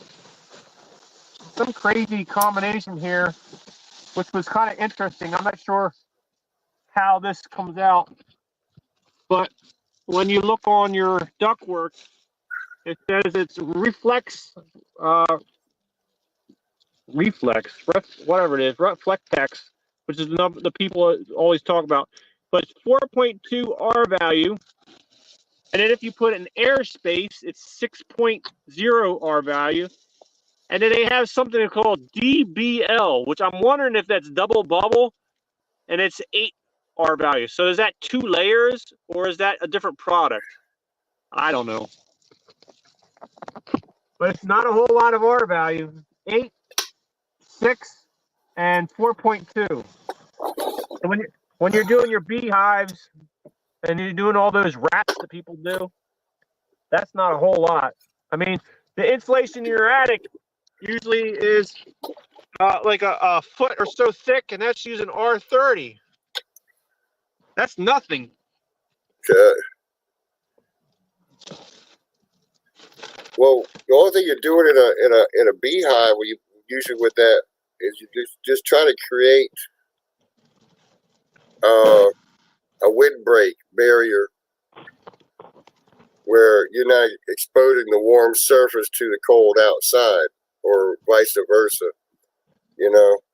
Keep that condensation down. Yeah, it keeps the condensation down, and also, it makes it easier for them to maintain the temperature. It doesn't really increase the R factor,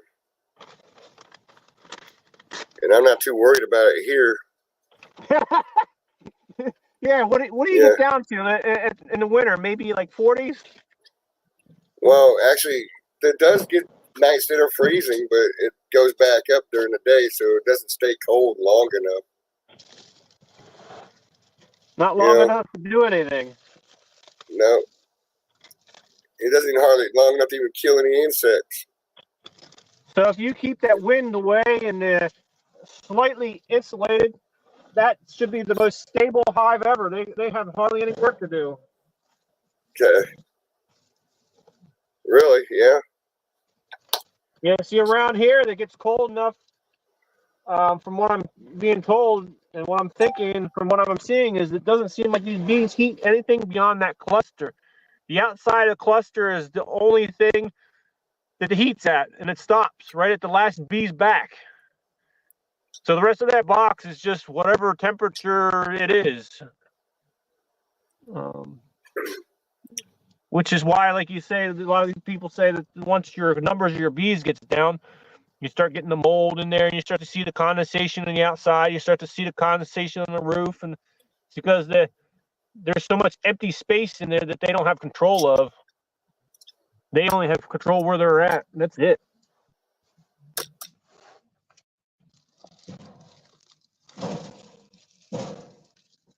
So I do the 2-inch insulated hives. I do the bubble wrap hives. And I do all those things to see if anything's going to be the magic bullet to keep me, with live bees in the winter. And I after last winter, I'm thinking numbers is probably my problem. Just the numbers, plain old numbers, and then maybe mites. Maybe they just lost too many that they can't recuperate because they're basically, like the people say, you have sick bees, Mr. Galloway Lights. Your bees are dead before you even said it because they're sick.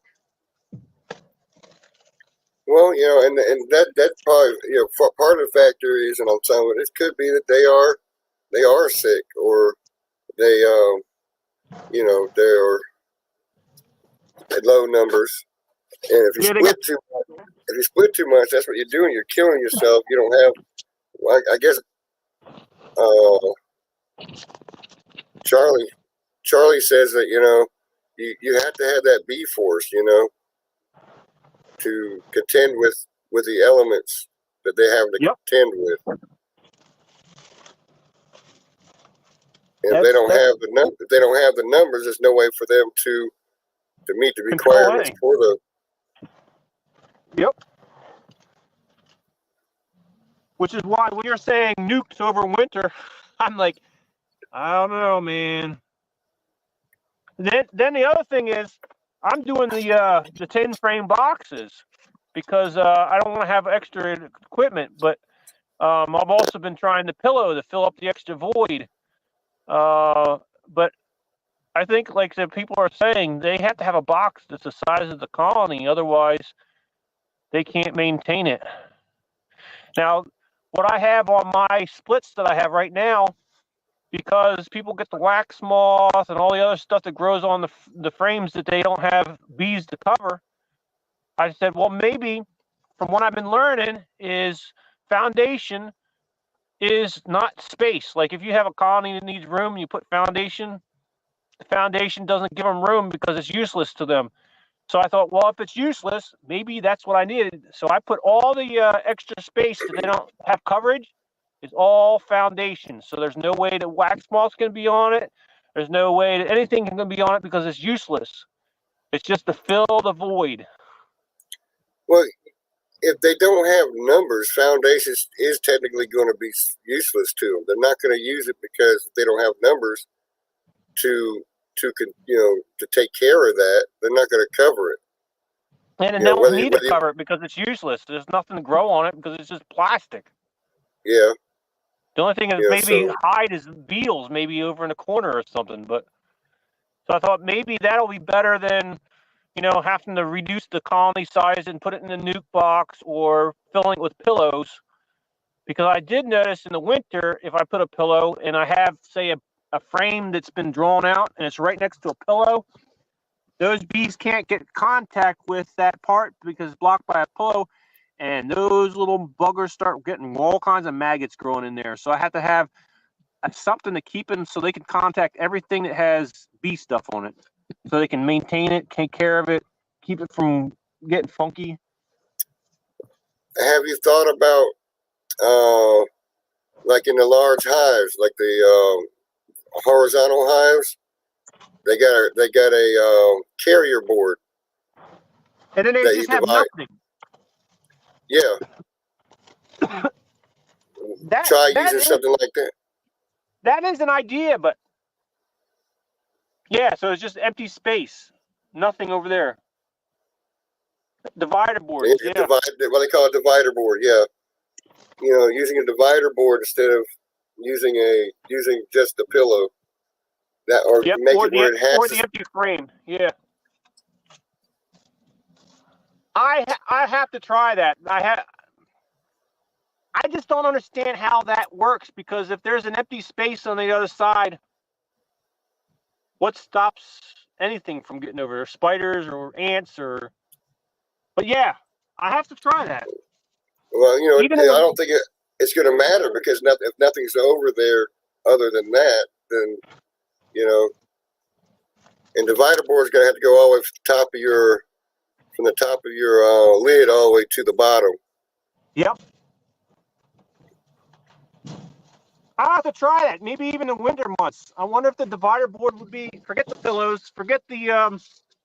I used to do the 2-inch insulation with the foil covering every part of it, so the bees won't chew into it, because they tear that stuff apart. They get into the foam. Maybe just a plain old divider board on either side of that colony or the brood nest, and just try that through. I have not tried that. And then they can maintain that space.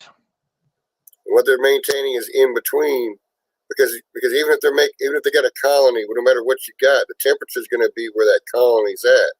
They're not heating that whole space; they're just heating where they're at. Yep. So if you have divider board on either side of it, blocking any wind coming from into them, limiting the wind during the winter. It doesn't matter about that open space because they're not heating it anyway. Yep. You're just confining it down to just where they're at. And that would take a lot less space in storage, because pillows take up a lot of space. Those foam insulation 2-inch spacers that I used to fill in all the extra void space, they take up a lot of space for storage. And I'm thinking, man, if you get in the large volumes trying to do something like that, who has all that kind of storage space for all this stuff? I mean, it's just a thought, because I have thought about it too. When if I've had like these hives I've got now that are nukes.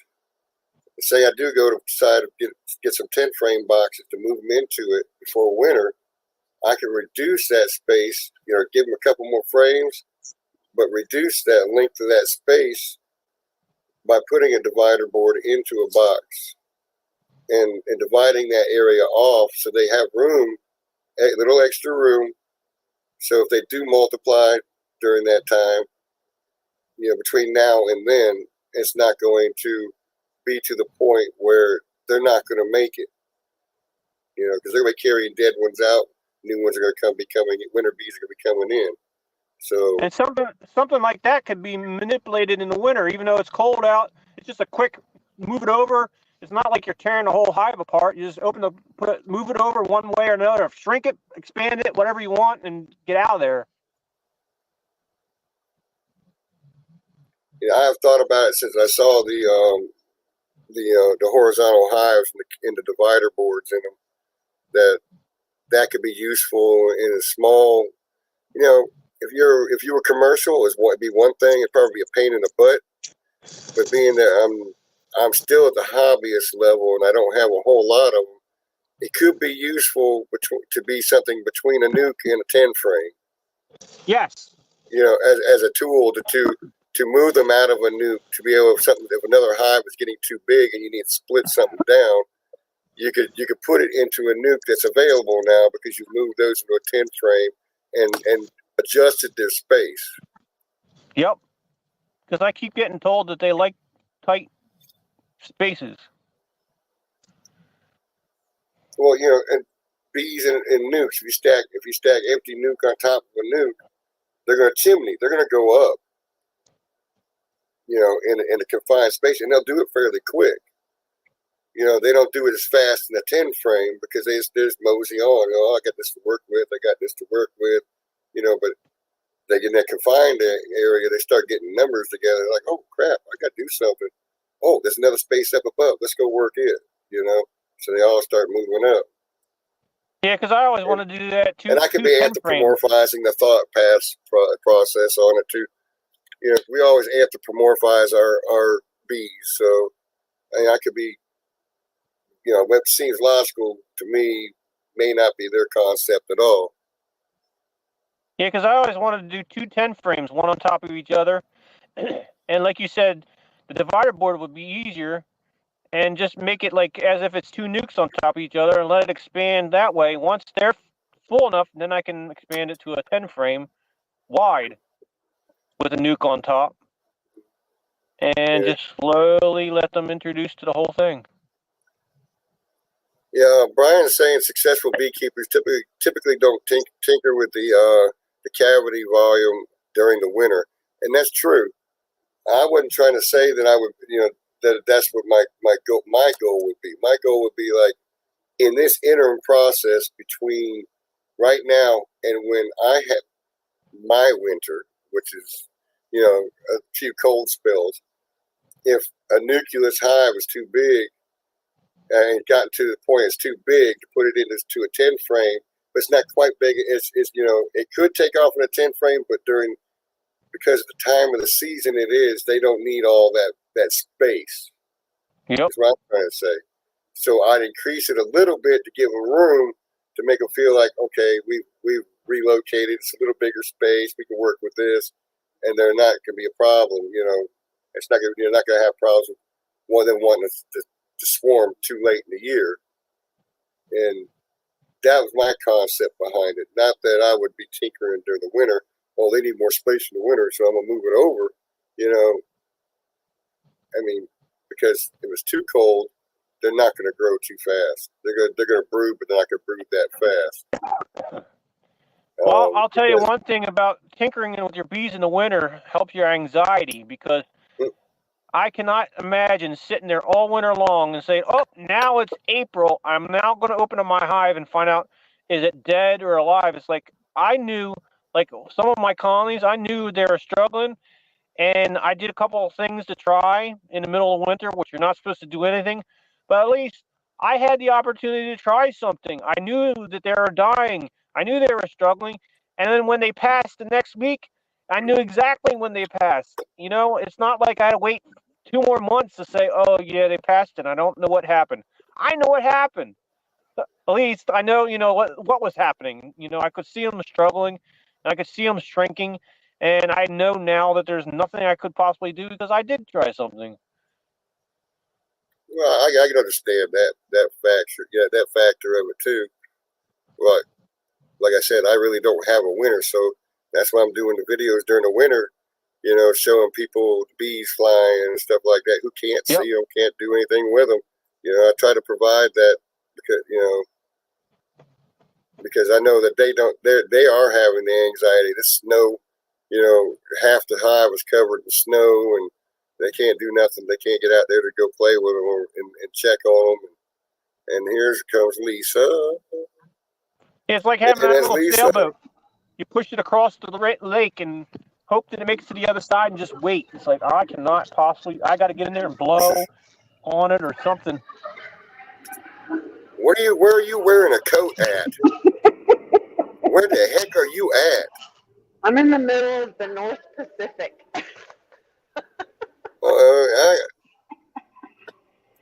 I'm headed to Alaska. Okay. Holy cow. Yeah. It's pretty chilly. Oh, you're on the ferry going over right now, right? No, I'm on the cruise ship going over. Oh, okay. Because I know if you travel, you instead of going through the Canada, you have to take a ferry. It takes you into No, Juneau. we're too far out in the ocean to be going on a ferry. But yeah, Okay. I've missed all the chats this week, so I had to get one. Yeah. Well, I missed them for but I haven't made a chat, done a live chat in a while because of like I said, family issues and whatnot. Right. And I know, I've been missing you, man. I haven't seen try, you and Chris in forever.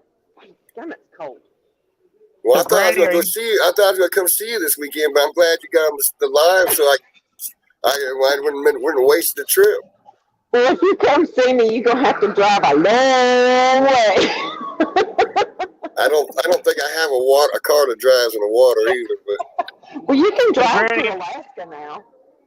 are you yeah, doing all the water slides and the miniature golf on board? Yeah. Right, Frank. she's wearing a Hey, coat. actually, the cruise ship that I'm on actually has a sliding dome over one of the swimming Ow! I pools. hit my head. Ow! I saw that. Right. But no, I'm not. I'll probably get in the hot tub later underneath the dome, but no, I'm still kind of recovering from going back in time. So, are you doing? Time difference. Are you doing all the buffets? Oh yeah, you know it. Just not the exercise. See, right out of camera range, she's got a ice cream cone. No, I already ate it. It's been gone. I already ate it. I ate it before I went out of the room a while ago after I came out of the casino. I went on a cruise with my wife's family, and every photo they had of me, I had an ice cream cone in my hand because I walked by the ice cream machine all the time. Like, pour ice cream cone out. That's me. I love soft serve. I already had my guy's burger too. I had one of those today for lunch. Yeah. So how are you going to get all the weight off when you're done? How am I going to what? Get all the weight off? Yeah, I guess the same way I've been doing it for the past 2 years. Starving to death. I'll be all right. I'll be all right. I'll get back in that 100-degree weather in my bee suit. Oh shoot! Sweat it all off. Yeah, that'll do it. I was out changing brake pads today, and it was like I was out there for like between 1 and 2 o'clock changing brake pads on the car, and I'd hold my head over working, and it was like raining because I was sweating so bad. It was like almost 100 degrees. Man, I tell you what, we came up to San Francisco a couple of days before the cruise and spent Thursday down on the wharf, and just sitting out in the sun without sweating profusely was so nice because it was like 78, 80 degrees. Beautiful. So this is the first time I've ever taken a northern cruise. I usually go to the Caribbean. I'm going to take one to Hawaii. I've never been to Hawaii. I've never been to Alaska. I've never been to Hawaii. Well, I've been to all continental United States. This is my second trip to Alaska, but the first trip I went to the central part of Alaska. And it wasn't Are you going? cruise. Are you going gold mining? I hear that's what they do, Alaskan gold mining. We actually have an excursion planned on the White Pass Railroad up into the Yukon, and I think that's part of it. I'm not sure. It's supposed to be like a 6-hour-long excursion, but we're taking the White Pass Railroad, and it takes you up. The White Pass is the original trail that they took coming up into the Yukon when they were coming with a year's worth of food and and mules and sled dogs. Yeah, it was a life-changing moment. We go there for an hour or two, right? I know. Yeah. But I enjoyed it. It was 40 years ago that I was in Alaska. So this is exciting. This is like my 40th anniversary coming up. So I'm looking forward to it. But Okay. now I want to do a Hawaii cruise too because I've only been to Maui. I've never been to like Oahu or the Big Island, or let's see, Molokai is right at Maui. You can see Molokai from Maui. I mean, it's almost, you could almost throw a baseball to Molokai. But I haven't been to the other islands. And so Deirdre watching your bees while you're gone? Well, actually, we've got Apivar on right now. We're going to take, it's due to come out like the 23rd, and I'll be back home the 27th. Yeah, the 27th, which is a Tuesday. So we're planning on going in that weekend, and we'll take the Apivar strips out, and we had feed on. She may go over there this weekend. Well, this is a weekend, isn't it? She may go over tomorrow and check the feed. But yeah, I noticed we would check in. I noticed they were busy today. I looked out in the backyard, and they were flying. So Oh, it's yeah. got to be the cotton plants they're probably after right now. Oh, I'm sure, because you've got that cotton field real close by. Yeah, they usually have one or two fields of cotton near me. So, you know, they rotate them back and forth. Mm-hmm. So you're sure they planted cotton there this year? Yeah. Okay. Cool. Some of the fields are peanut, some of them cotton. Right. Next year it'll be the other way around. How long does the cotton bloom? I want to say it blooms to August to September, and it starts. Yeah. It starts bowling or going to seed like around October, or that's when they start harvesting. It depends. It depends on when they get it planted, for one thing. Well, they usually harvest the peanuts first, and it's not long after that, and then everything goes to ball. The cotton goes to ball, and then they're going to collect it up. Right.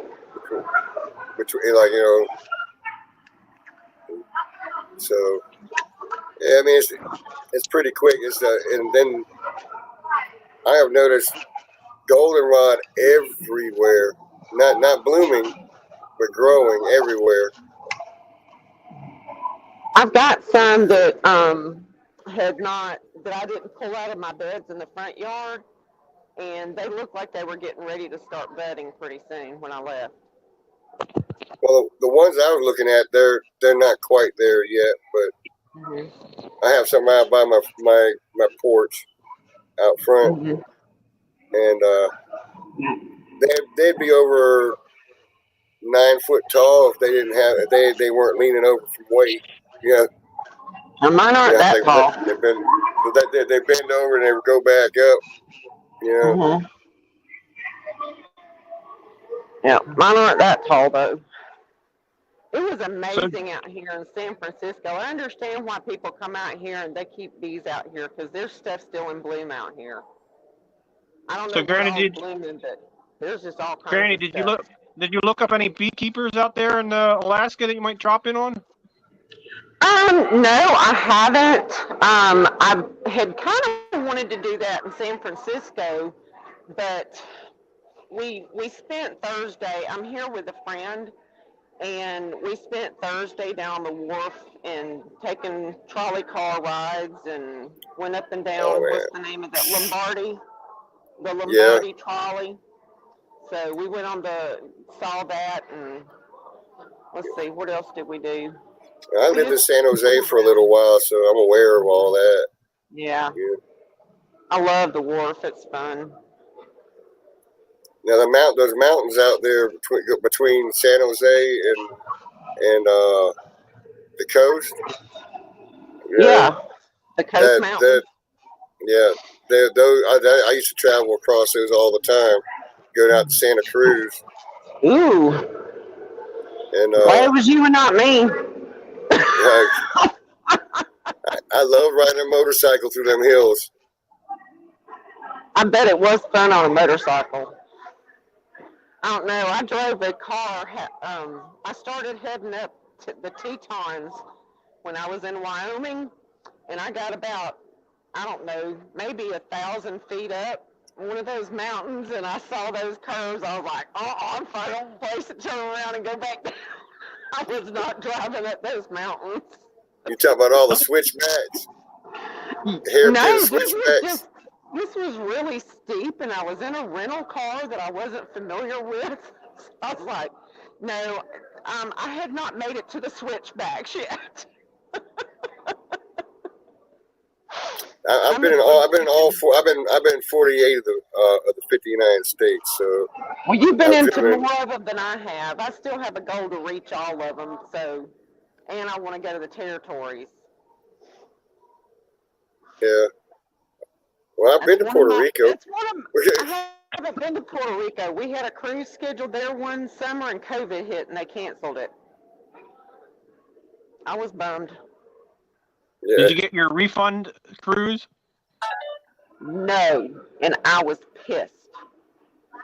Yeah. Because let me tell you what happened. They sent me this thing and said, we'll refund you 100%, or you can take a cruise credit for the future.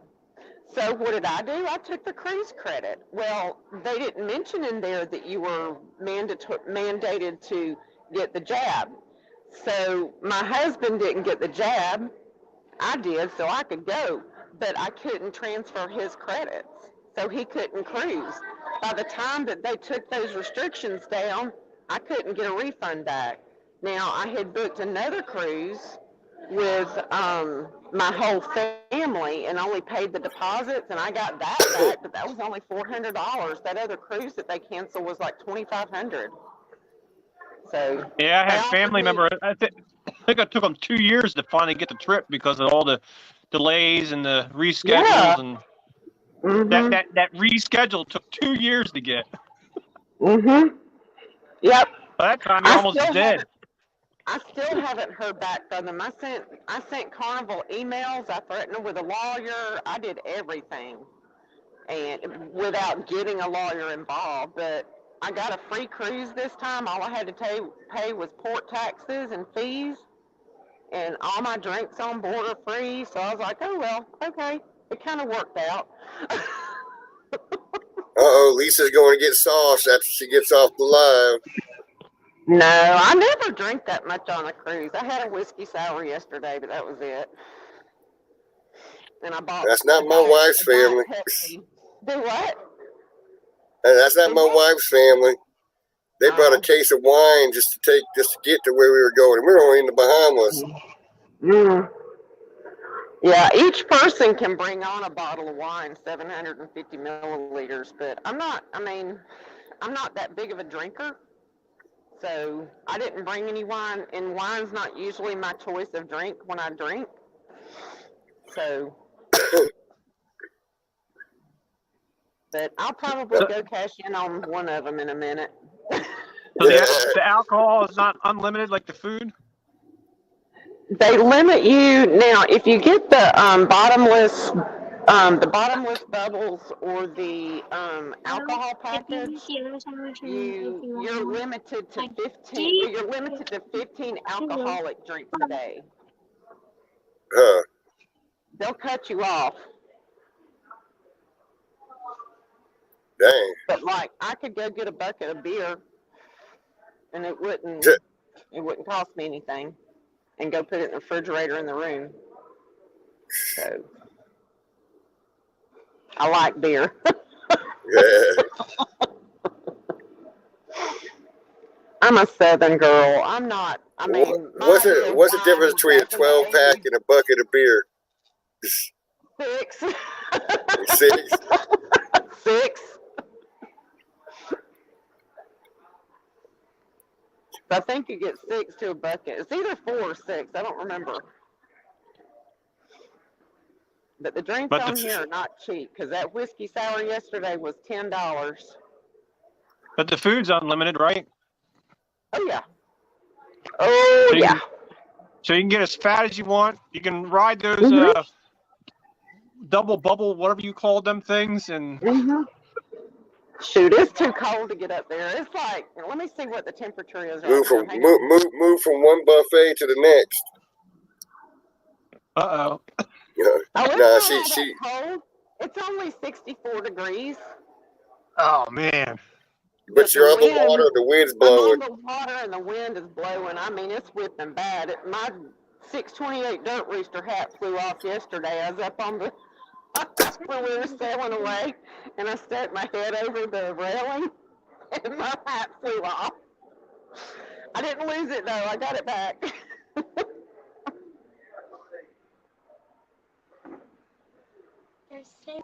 So how many stories high is your cruise? It's not very many. I want to say this is deck 9. I think they've got, this is the Lido, and it's deck 9. And there's 10, 11, 12. They've got, the 12th floor is like only on half of the ship, or a fourth of the ship. It's one of the Spirit class ships. It's the Carnival Miracle. It's a beautiful ship, but it's one of their older ones. It's the first one I've been on, though, I think, that's had 3 swimming pools. And I was like, why do they have one with 3 swimming pools going to Alaska? If you want to get out and swim, you can get out and swim now. Hardly anybody's in the water. Isn't it heated? I think so. Somebody said, I think when we went back to the Serenity deck and the Serenity pool, Renee said it felt like bath water. So I think they're all heated. So once you come out in the air, you freeze. Right. That's the part you don't like is getting out. Because the wind will evaporate it so fast you'll do. We were sitting up here on deck having a smoke break earlier, and there was a couple of people just walking around in the outdoors now with their swimsuits on. And Renee says, I can't believe they're just walking around in their swimsuits. I was like, they must be Canadian. They gotta be. This is like tropical heat wave to Canadians.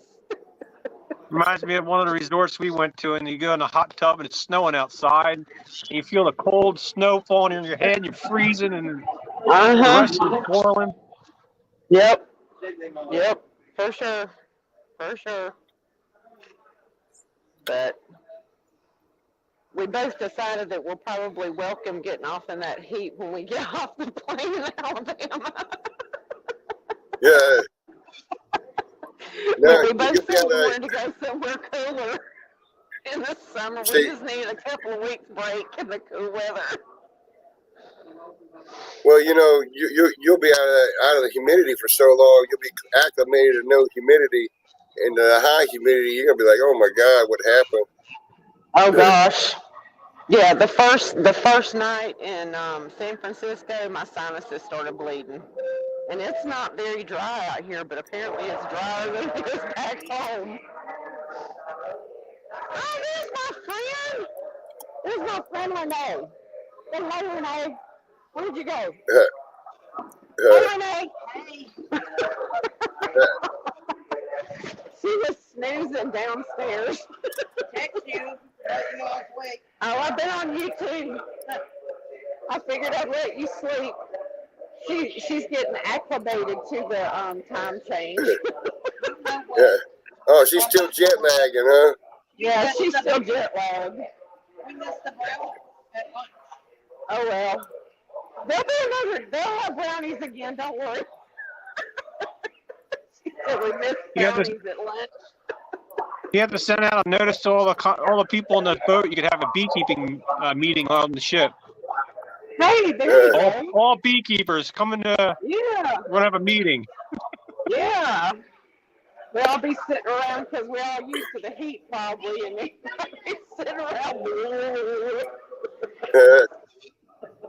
Or what you do is you do a bee cruise, where you know on the poop deck you got all the hives, a bunch of hives out there on the poop deck. Yeah. I don't know how well they'll do over the ocean, but you know. There's nothing blooming out here, I can tell you that. It's all water. See? That reminds me of one of the beekeepers I watch on YouTube, and he shows his camera He says, see, I live on an island, and there's nothing but water around me. There's not much foliage out here for them to sleep out. Yep. But if the island is like within 3 miles of the mainland, they're flying there to forage. Yep. So, well, listen, guys, I'm going to get off of here. I just wanted to pop in and say hey because I've been missing everybody since I haven't been on a chat this week. So I'll talk to y'all later. Okay? All right. Bye. Later. Go find some honey. One lady in a coat and one man in the attic. Someone said. Yeah, my phone where died, so I had to get out. Oh, where you at? You're not.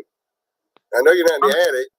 No, I'm in my room, and I'm not allowed to put my head on the wall, so I have to use my Oh, okay. as a protector. Oh, your wife told you couldn't put your head on the wall? No, you'll ruin the wall. Oh.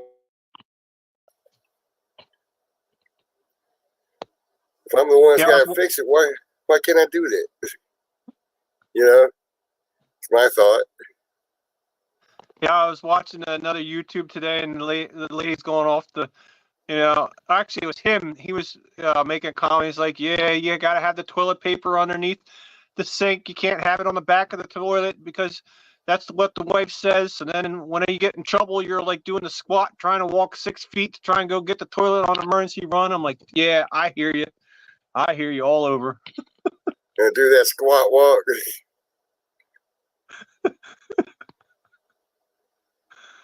Oh, man.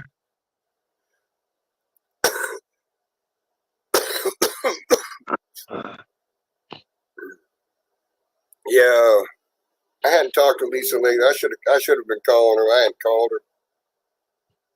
A couple people I should have been calling lately to at least have somebody to talk to. Yep. I shut myself down when I got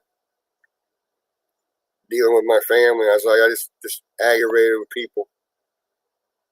And I wasn't around my bees because in Texas. And yeah, I gone out there twice to go pick up a vehicle, and I've been given the runaround. And once, and the second time was because my dad's funeral. I'm like, you gotta be kidding me. That was only a piece of it, but just the attitude, the way I was treated, I was like, I wasn't wanted at my own father's funeral. I was like, I was irked. Oh my God, I was irked. I didn't say,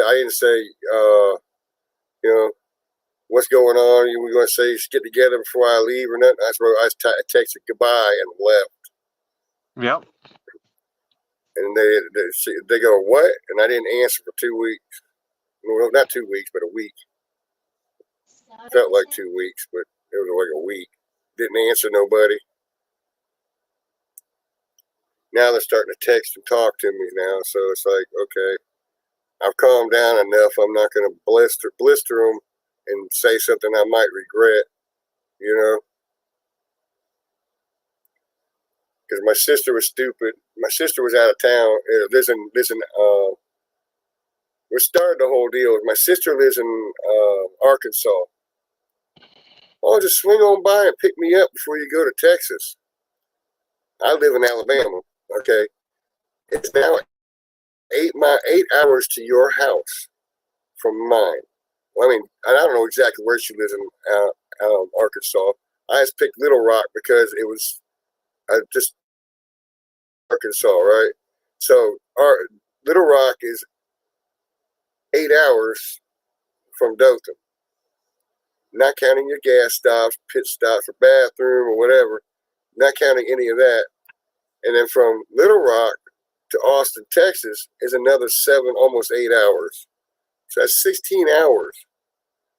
Now, if I leave from where I live to go to my dad's house, was only 12 hours, not given all the, minus all the other stuff you put in there. So I'm like, I told her, well, no, I can't come get you. You're going to have to find another way to get there. Climb a bus, do something. You want to be there. I'm having, I don't have the extra money to spend to go get you, or the time. And so I went there, and she texted me the other day about something, and I'm like, no, I'm not answering. I'm not feeding into you. No, so I left her alone. I just answered some text she sent today, but then she puts my dad's will in probate by contesting the will. And she's not there. She didn't go to the funeral. She ain't been around.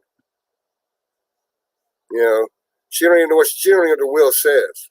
She's contesting it. So it's in probate, which now, because my dad's passed, I can't do nothing with the car till after probate. So now I've got another trip yet to go back out there to deal with stuff. I'm like, this is I know family. You're supposed to love them, but right now I love to kill them right now. Yeah, that's the tightest and thickest blood. My son, my grandson, and my mother have been supportive. They've not been digging for anything. They're not worried about anything. They just came to say goodbye, spend time with me a little bit, and then they went home. And I respect that, but everybody else has, put the biggest turd in the punch bowl you can't avoid, That's the whole deal I'm dealing with. And then I'm contending with, I didn't realize how emotional losing your dad is. And that just, it upended me, because I look at death differently. I look at death as it's a graduation. You're going from this world to the next. And, it should be celebrate the life you had, the times you had with them, and you're going to grieve, but, that's expected. I didn't realize someone that close to you changes that value. And,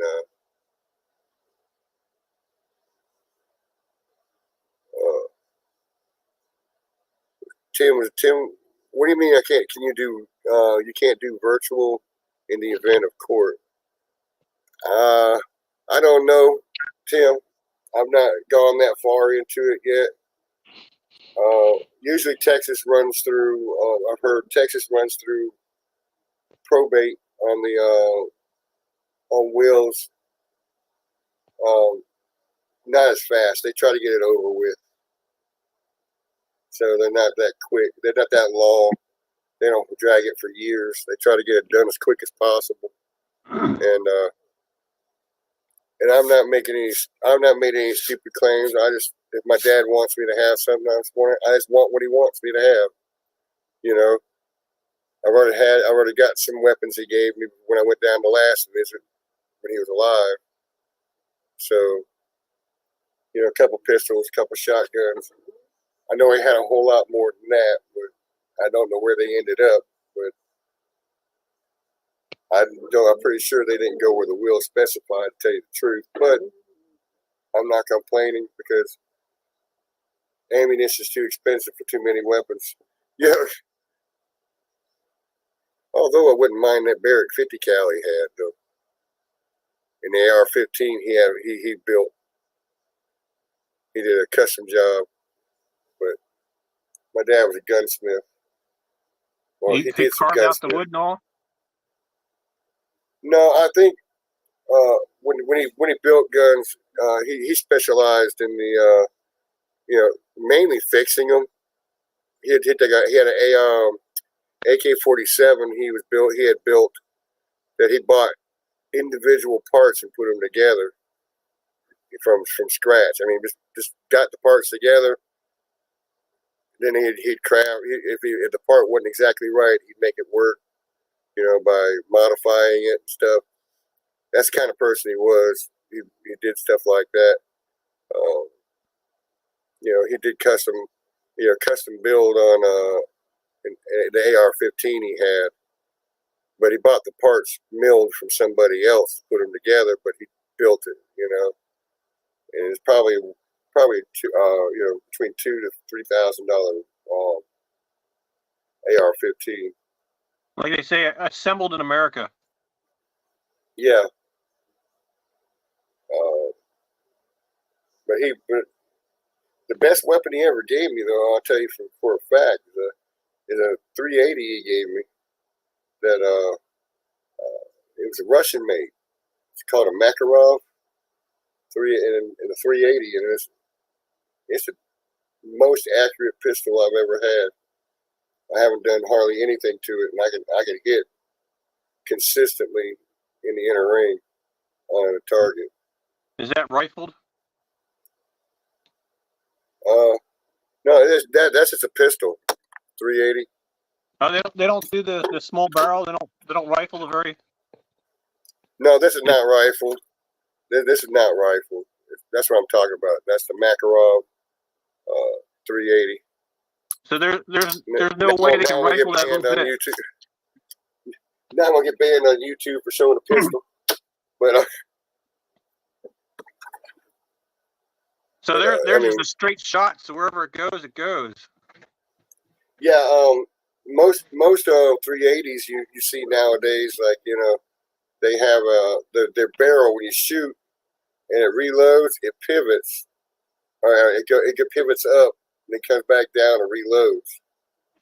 It does a pivot. Well, the Makarov doesn't. It just the slide goes back and it reloads it, so it's straight. The barrel doesn't even move, so it's not any kind of loose adjustment you got to consider and work on to keep it from getting out of alignment. It's fairly accurate. They were designed to be a Russian officer's pistol,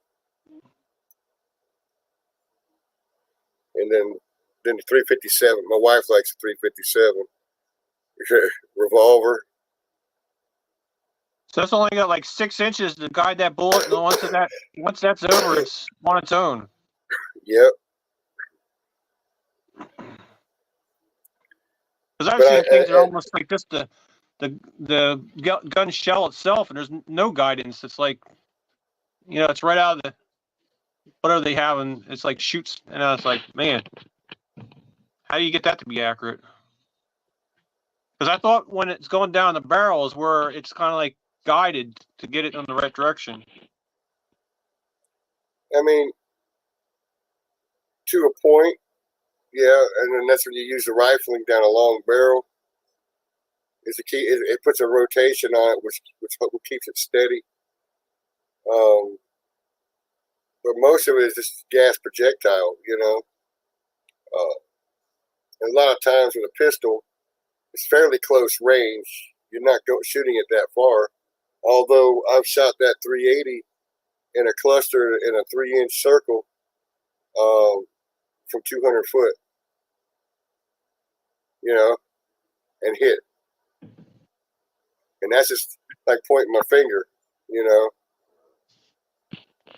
So I wouldn't say I'm a great shot or anything. It's just the quality of the gun had a lot to do with it. So is it tight tolerances on the fit of the bullet down the barrel? Maybe it's where you get your accuracy. I can't speak to that, to tell you the truth.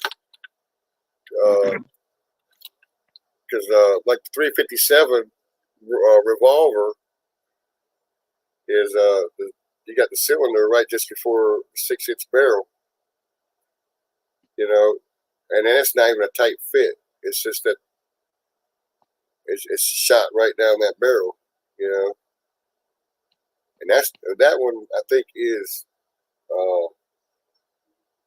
the groove cut into it. It's the barrel is designed that way. I mean, is it possible you wear a barrel out to where it gets sloppier as it goes? Oh yeah, even cleaning it. Some of the stuff you clean with is corrosive. And then you lose all the accuracy. I don't think it changed that much tolerance. I mean, it can corrode the inside and make the barrel bigger. The gas escapes around the load. It might lessen over time. Could lessen the strength of the bullet, its impact. Gotcha. But I don't think, you know. So the The whole time that thing the about- charge is behind the bullet is also important. Yeah, the expanding gas behind it is important. Absorb all the energy it has before it's completely extinguished, I guess. Yeah, I mean,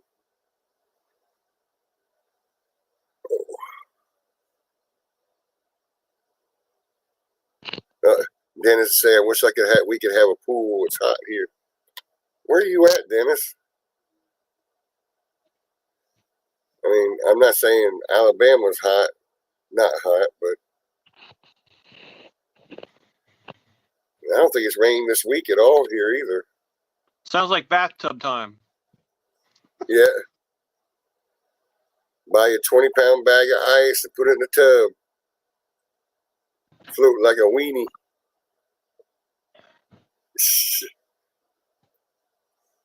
Yeah.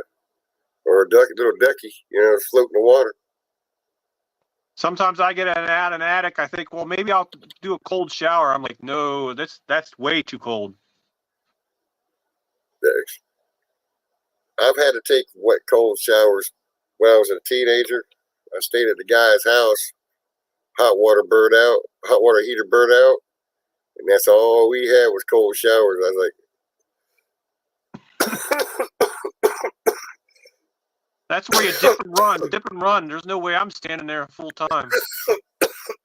turn the water on, get wet. Excuse me.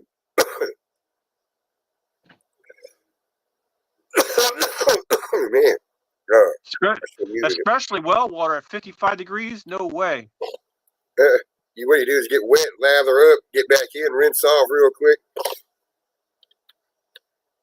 Another surprise for you too. I did some hurricane relief work, and during Hurricane Andrew, and where we were stationed was Florida City, and the only way we had to take a bath was there's a water tower there. No, just the water tower. We had to open the main valve to get water to come out. So we're standing in this little block room, turning the wheel to open the valve, and blow you against the wall, and you come back, turn the water, and that's what you did. You got the water, got wet, lathered up afterwards, and did the same thing again. We used to call. Wow. Our statement was, we survived the shower under the tower.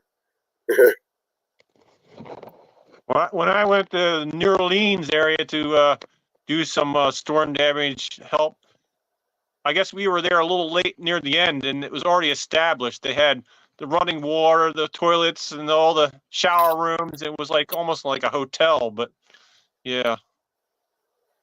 Well, they had.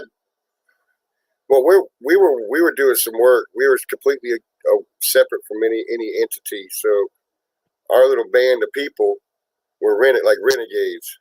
Oh. So we collected up the food that they didn't want to distribute, and then we'd make up packages for people and stuff like that.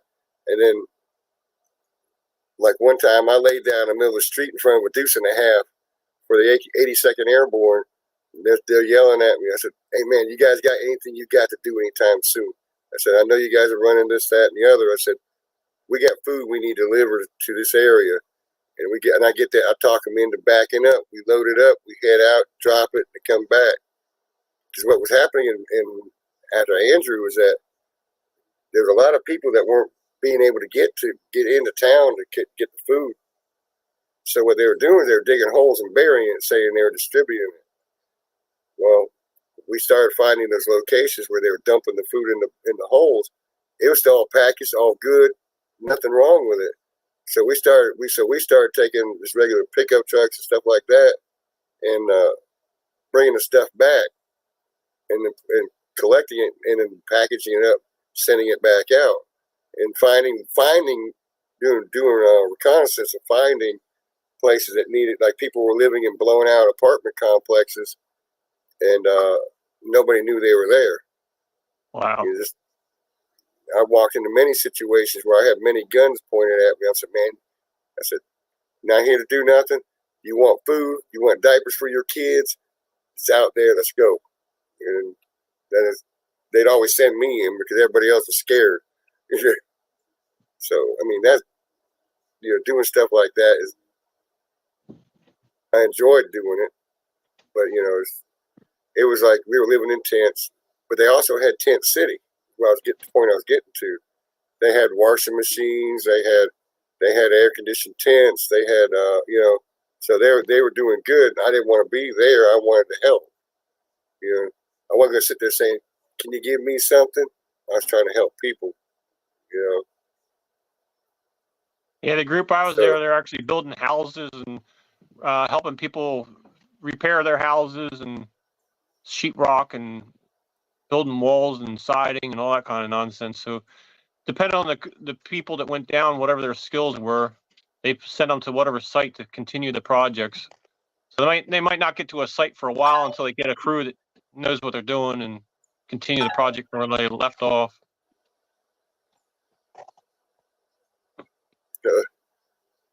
Hey, give me a second here. I gotta go check something. My wife stuck some stuff in the oven and had to go get my stepdaughter. So I'll be right back, man. You carry on the conversation. Carry on the conversation. Oh, it was only two of us. No good, Rodney. So is Rodney still the king of swarms right now? Hey, Mike. Thanks for joining the live here.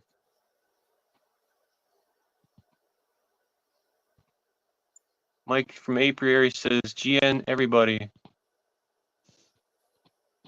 I think he left for the evening. He left it? I think he left. Good night. Oh, that's good night. Oh, I see it. I'm not a good one with the short abbreviations. Yeah, that's why people look at me funny when I text. I don't abbreviate, but I do know some of them. I thought it was funny when you do some of the typing in the text, the emojis come up, and I guess the emojis mean certain words, and I'm like, I just pick whatever looks good to me. I don't even know what they mean.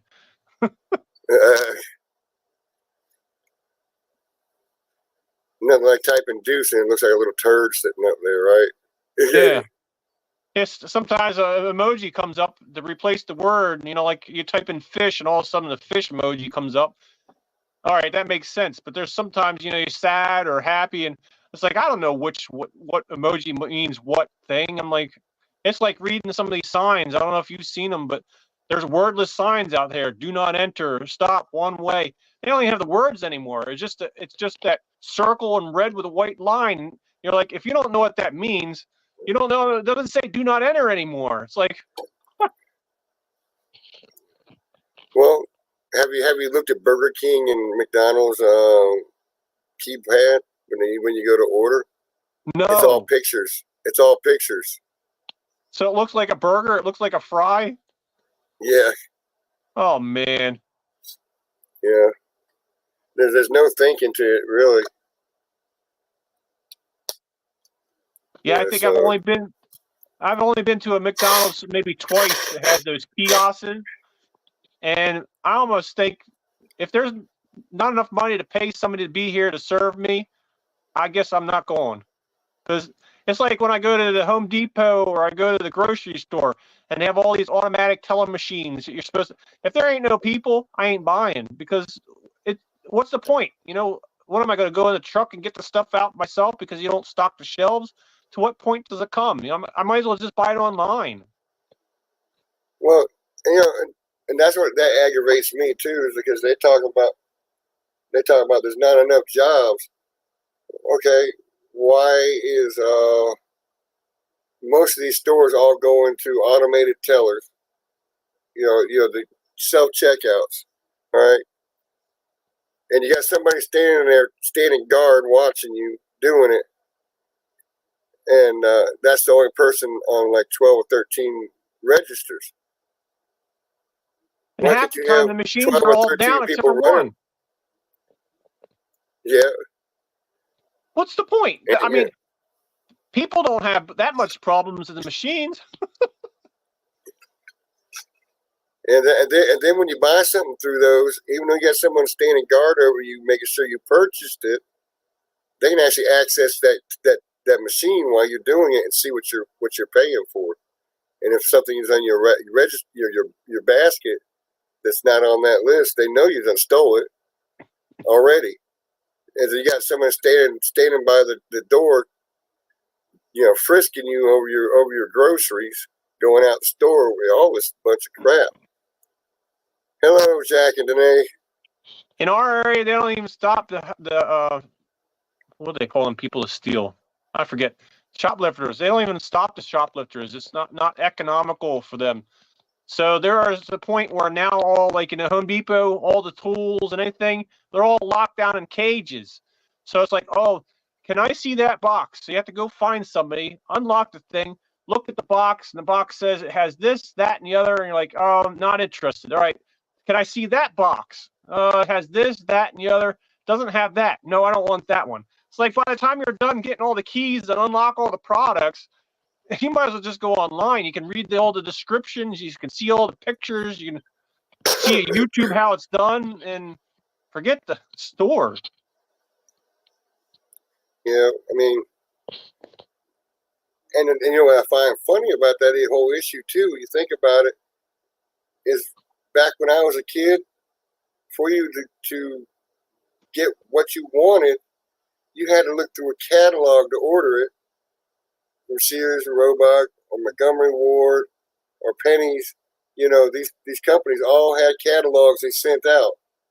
They did have some stores with stuff in it, but they had the list of everything that they could get in those catalogs. So, you didn't have to go to the store. You could order it, pay with whether it be credit card or however you decide to pay for it.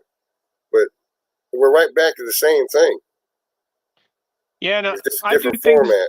so much online now to see if the store even has it before I even go to them, because half the time they don't have anything in the store. Like, biggest one is Walmart.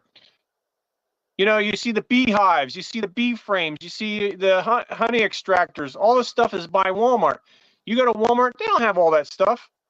So No. why do you even buy it in a store? Do you know that Home Depot sells beehives? It's on their listing. But you're not going to see a beehive at a Home Depot. They have clean excluders. But you ain't going to see one in a Home Depot, but they sell them. Do you know they have a Why beehive would in you buy an Kohl's? extractor from Walmart though? They have them.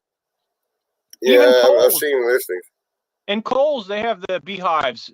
You can buy them. Yeah, they're a little more pricey, but I'm like, amazing. But you're not going to go to Kohl's and, oh, I would like a coat, a shirt, and can I get a beehive? Never going to see one.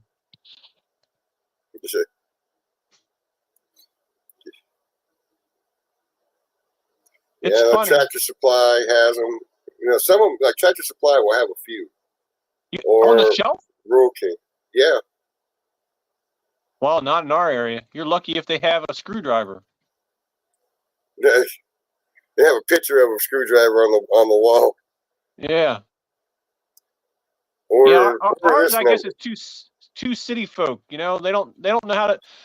What we sell is like perfumes and fragrances and little wagon wheels that look like a wagon wheel so you can put flowers on it, stuff that has nothing to do with gardening. I mean, whatever. Boots, shirt, coat.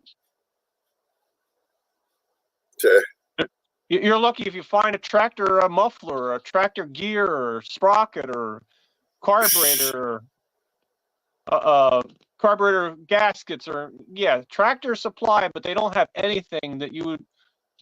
There's no beekeeping equipment. There is some chicken stuff. You can see some of that for the feeders and stuff like that. But that cats, dogs, horses, no bees. I mean, you more or less have to go to a one online too to find somebody who has it mass quantity, someplace. like Tim's guy in Mississippi. There's one in Mississippi, but they also have the same people in Virginia too. That's why I've ordered some stuff from them. It's like $260 for I think it was 80 frames. That's 40 deep and 40 medium. It's like Yeah, $260. A place near Delaware that I can go is a bee place. There's a place up North Jersey that's about an hour or 2 hours away. There's a lady out about an hour away from here. If you wanted to actually go to some place that sells bee stuff, but hour or two to go, yeah, I make my own. Yeah. I think the closest one I have, Lisa, who was on here earlier, there's a place called the Farmer's Daughter in Ozark, and that's the closest, and that's probably 45 minutes or so to get there. Because what's Tim say? They have place Annie Boo and I on. Don't check their receipt list. We just keep walking when they try to try. Oh, yeah. They're comment on the Walmart thing. Well, they're not actually they stop you in Sam's in places like that because you have to have a membership. They can stop you and check you. Where Walmart isn't, and they try the same crap. Now I have a secret in Walmart. You know how they have all those checkouts that are all run by robots, and they have lines waiting to get into the robot center to, get your checkout because there's not enough robots to supply the demand.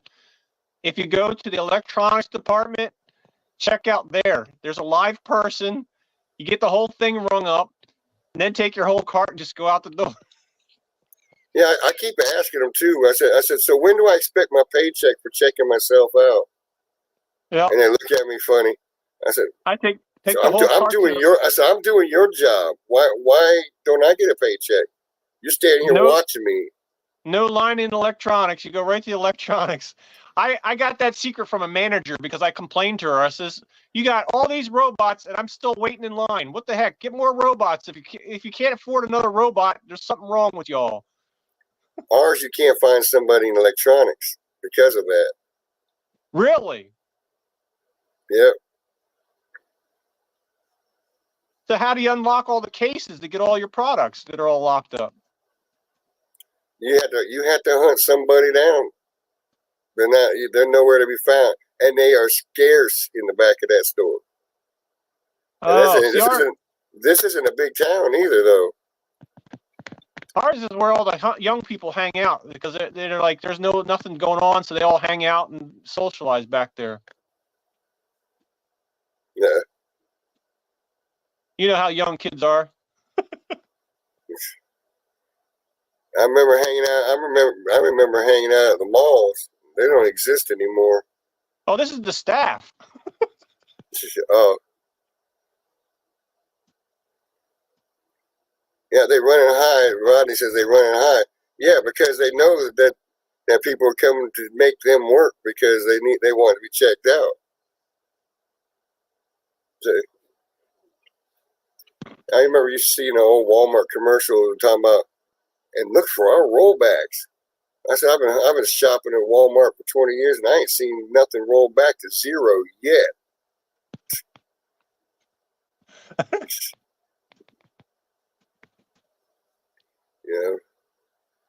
We roll our prices back. We had the lowest prices.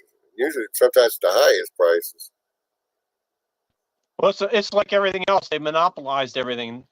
When they come into town, all the small shops go away because they can't compete.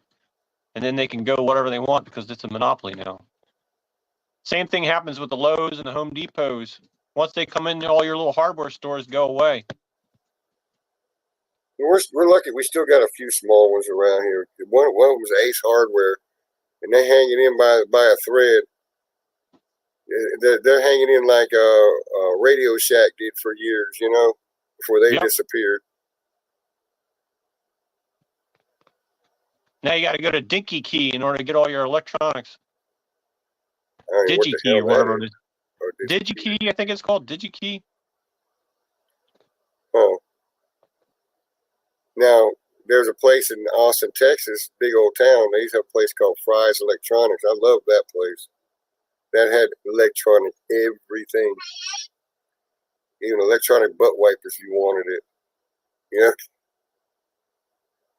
Yeah, I used to buy the resistors and the diodes and the transistors and the build your circuits, design it, work out the math.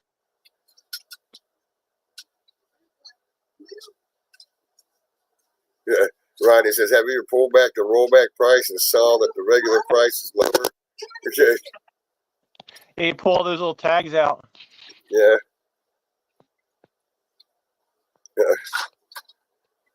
After you start shuffling through them and find the right one, you take it to the register and say, "Hey, this is the one I had. This don't match what you just rung up." Yeah. And this place won't change the price either. Oh, really? I've had them go back to the shelf, and they're like, "Yep, They've gone sir, back you're to- right." Oh no, that's not the same thing. This was marked. That was marked wrong, and they won't change it. They refuse to change it. Wow.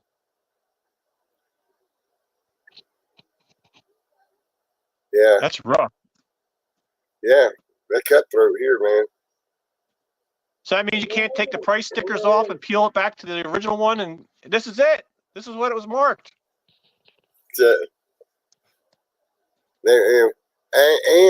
say I bought something, I brought it back. I had the receipt, and I had the card I bought it on. They won't give me cash. They'll either put it back on my card or they'll give me a gift card. They won't give me cash. And they take your driver's license so nobody else can use the gift card, right? Yep. So you can't sell it online. But I've had them give me gift cards that didn't match that we paid for, and and then said they had nothing on it. It was sold in a different state someplace. That card was sold in a different state than where it was purchased at. Wow. We have had that. Yeah. And had to fight it, and then they had to send us another card. Yeah, fought that one. Someone, buying cars with it. You paid for it, but someone else claimed it somewhere else. Wow. And they had been having problems with the numbers on it. Some numbers in the numbers didn't add up. They're like 2 or 3 numbers off at the very end. Like say it was the last number was 3. Well, the card had 5, and they weren't matching up. But that was the card that it was supposed to be, but they weren't matching up. Yeah, they were doing all kind of. So I guess you got to call on the phone right at the register and call in and say, "Yep, I'm checking this card's balance," before you even leave the register. Say, "I'm not leaving here until I get clearance. I'm holding your line, but gotta check this." Yeah, Rodney's saying this, if you need any electronic components online, he orders them online anymore. That's about the truth of it, Yeah, DigiKey, I think it is. DigiKey is like the biggest one. All right, guys. We're getting ready to get something to eat here, so I'm going to sign off for the night. Guys, I appreciate it, Frank. Thank you for coming on. And I think we kept this thing talk going pretty good tonight. So I'll see you guys tomorrow on Tim and Hannah's live. If they're not postponed it, that is. I don't know. They're on here, so we can find out. So I'm gonna say, be good, behave, and be high. Until next time, love y'all.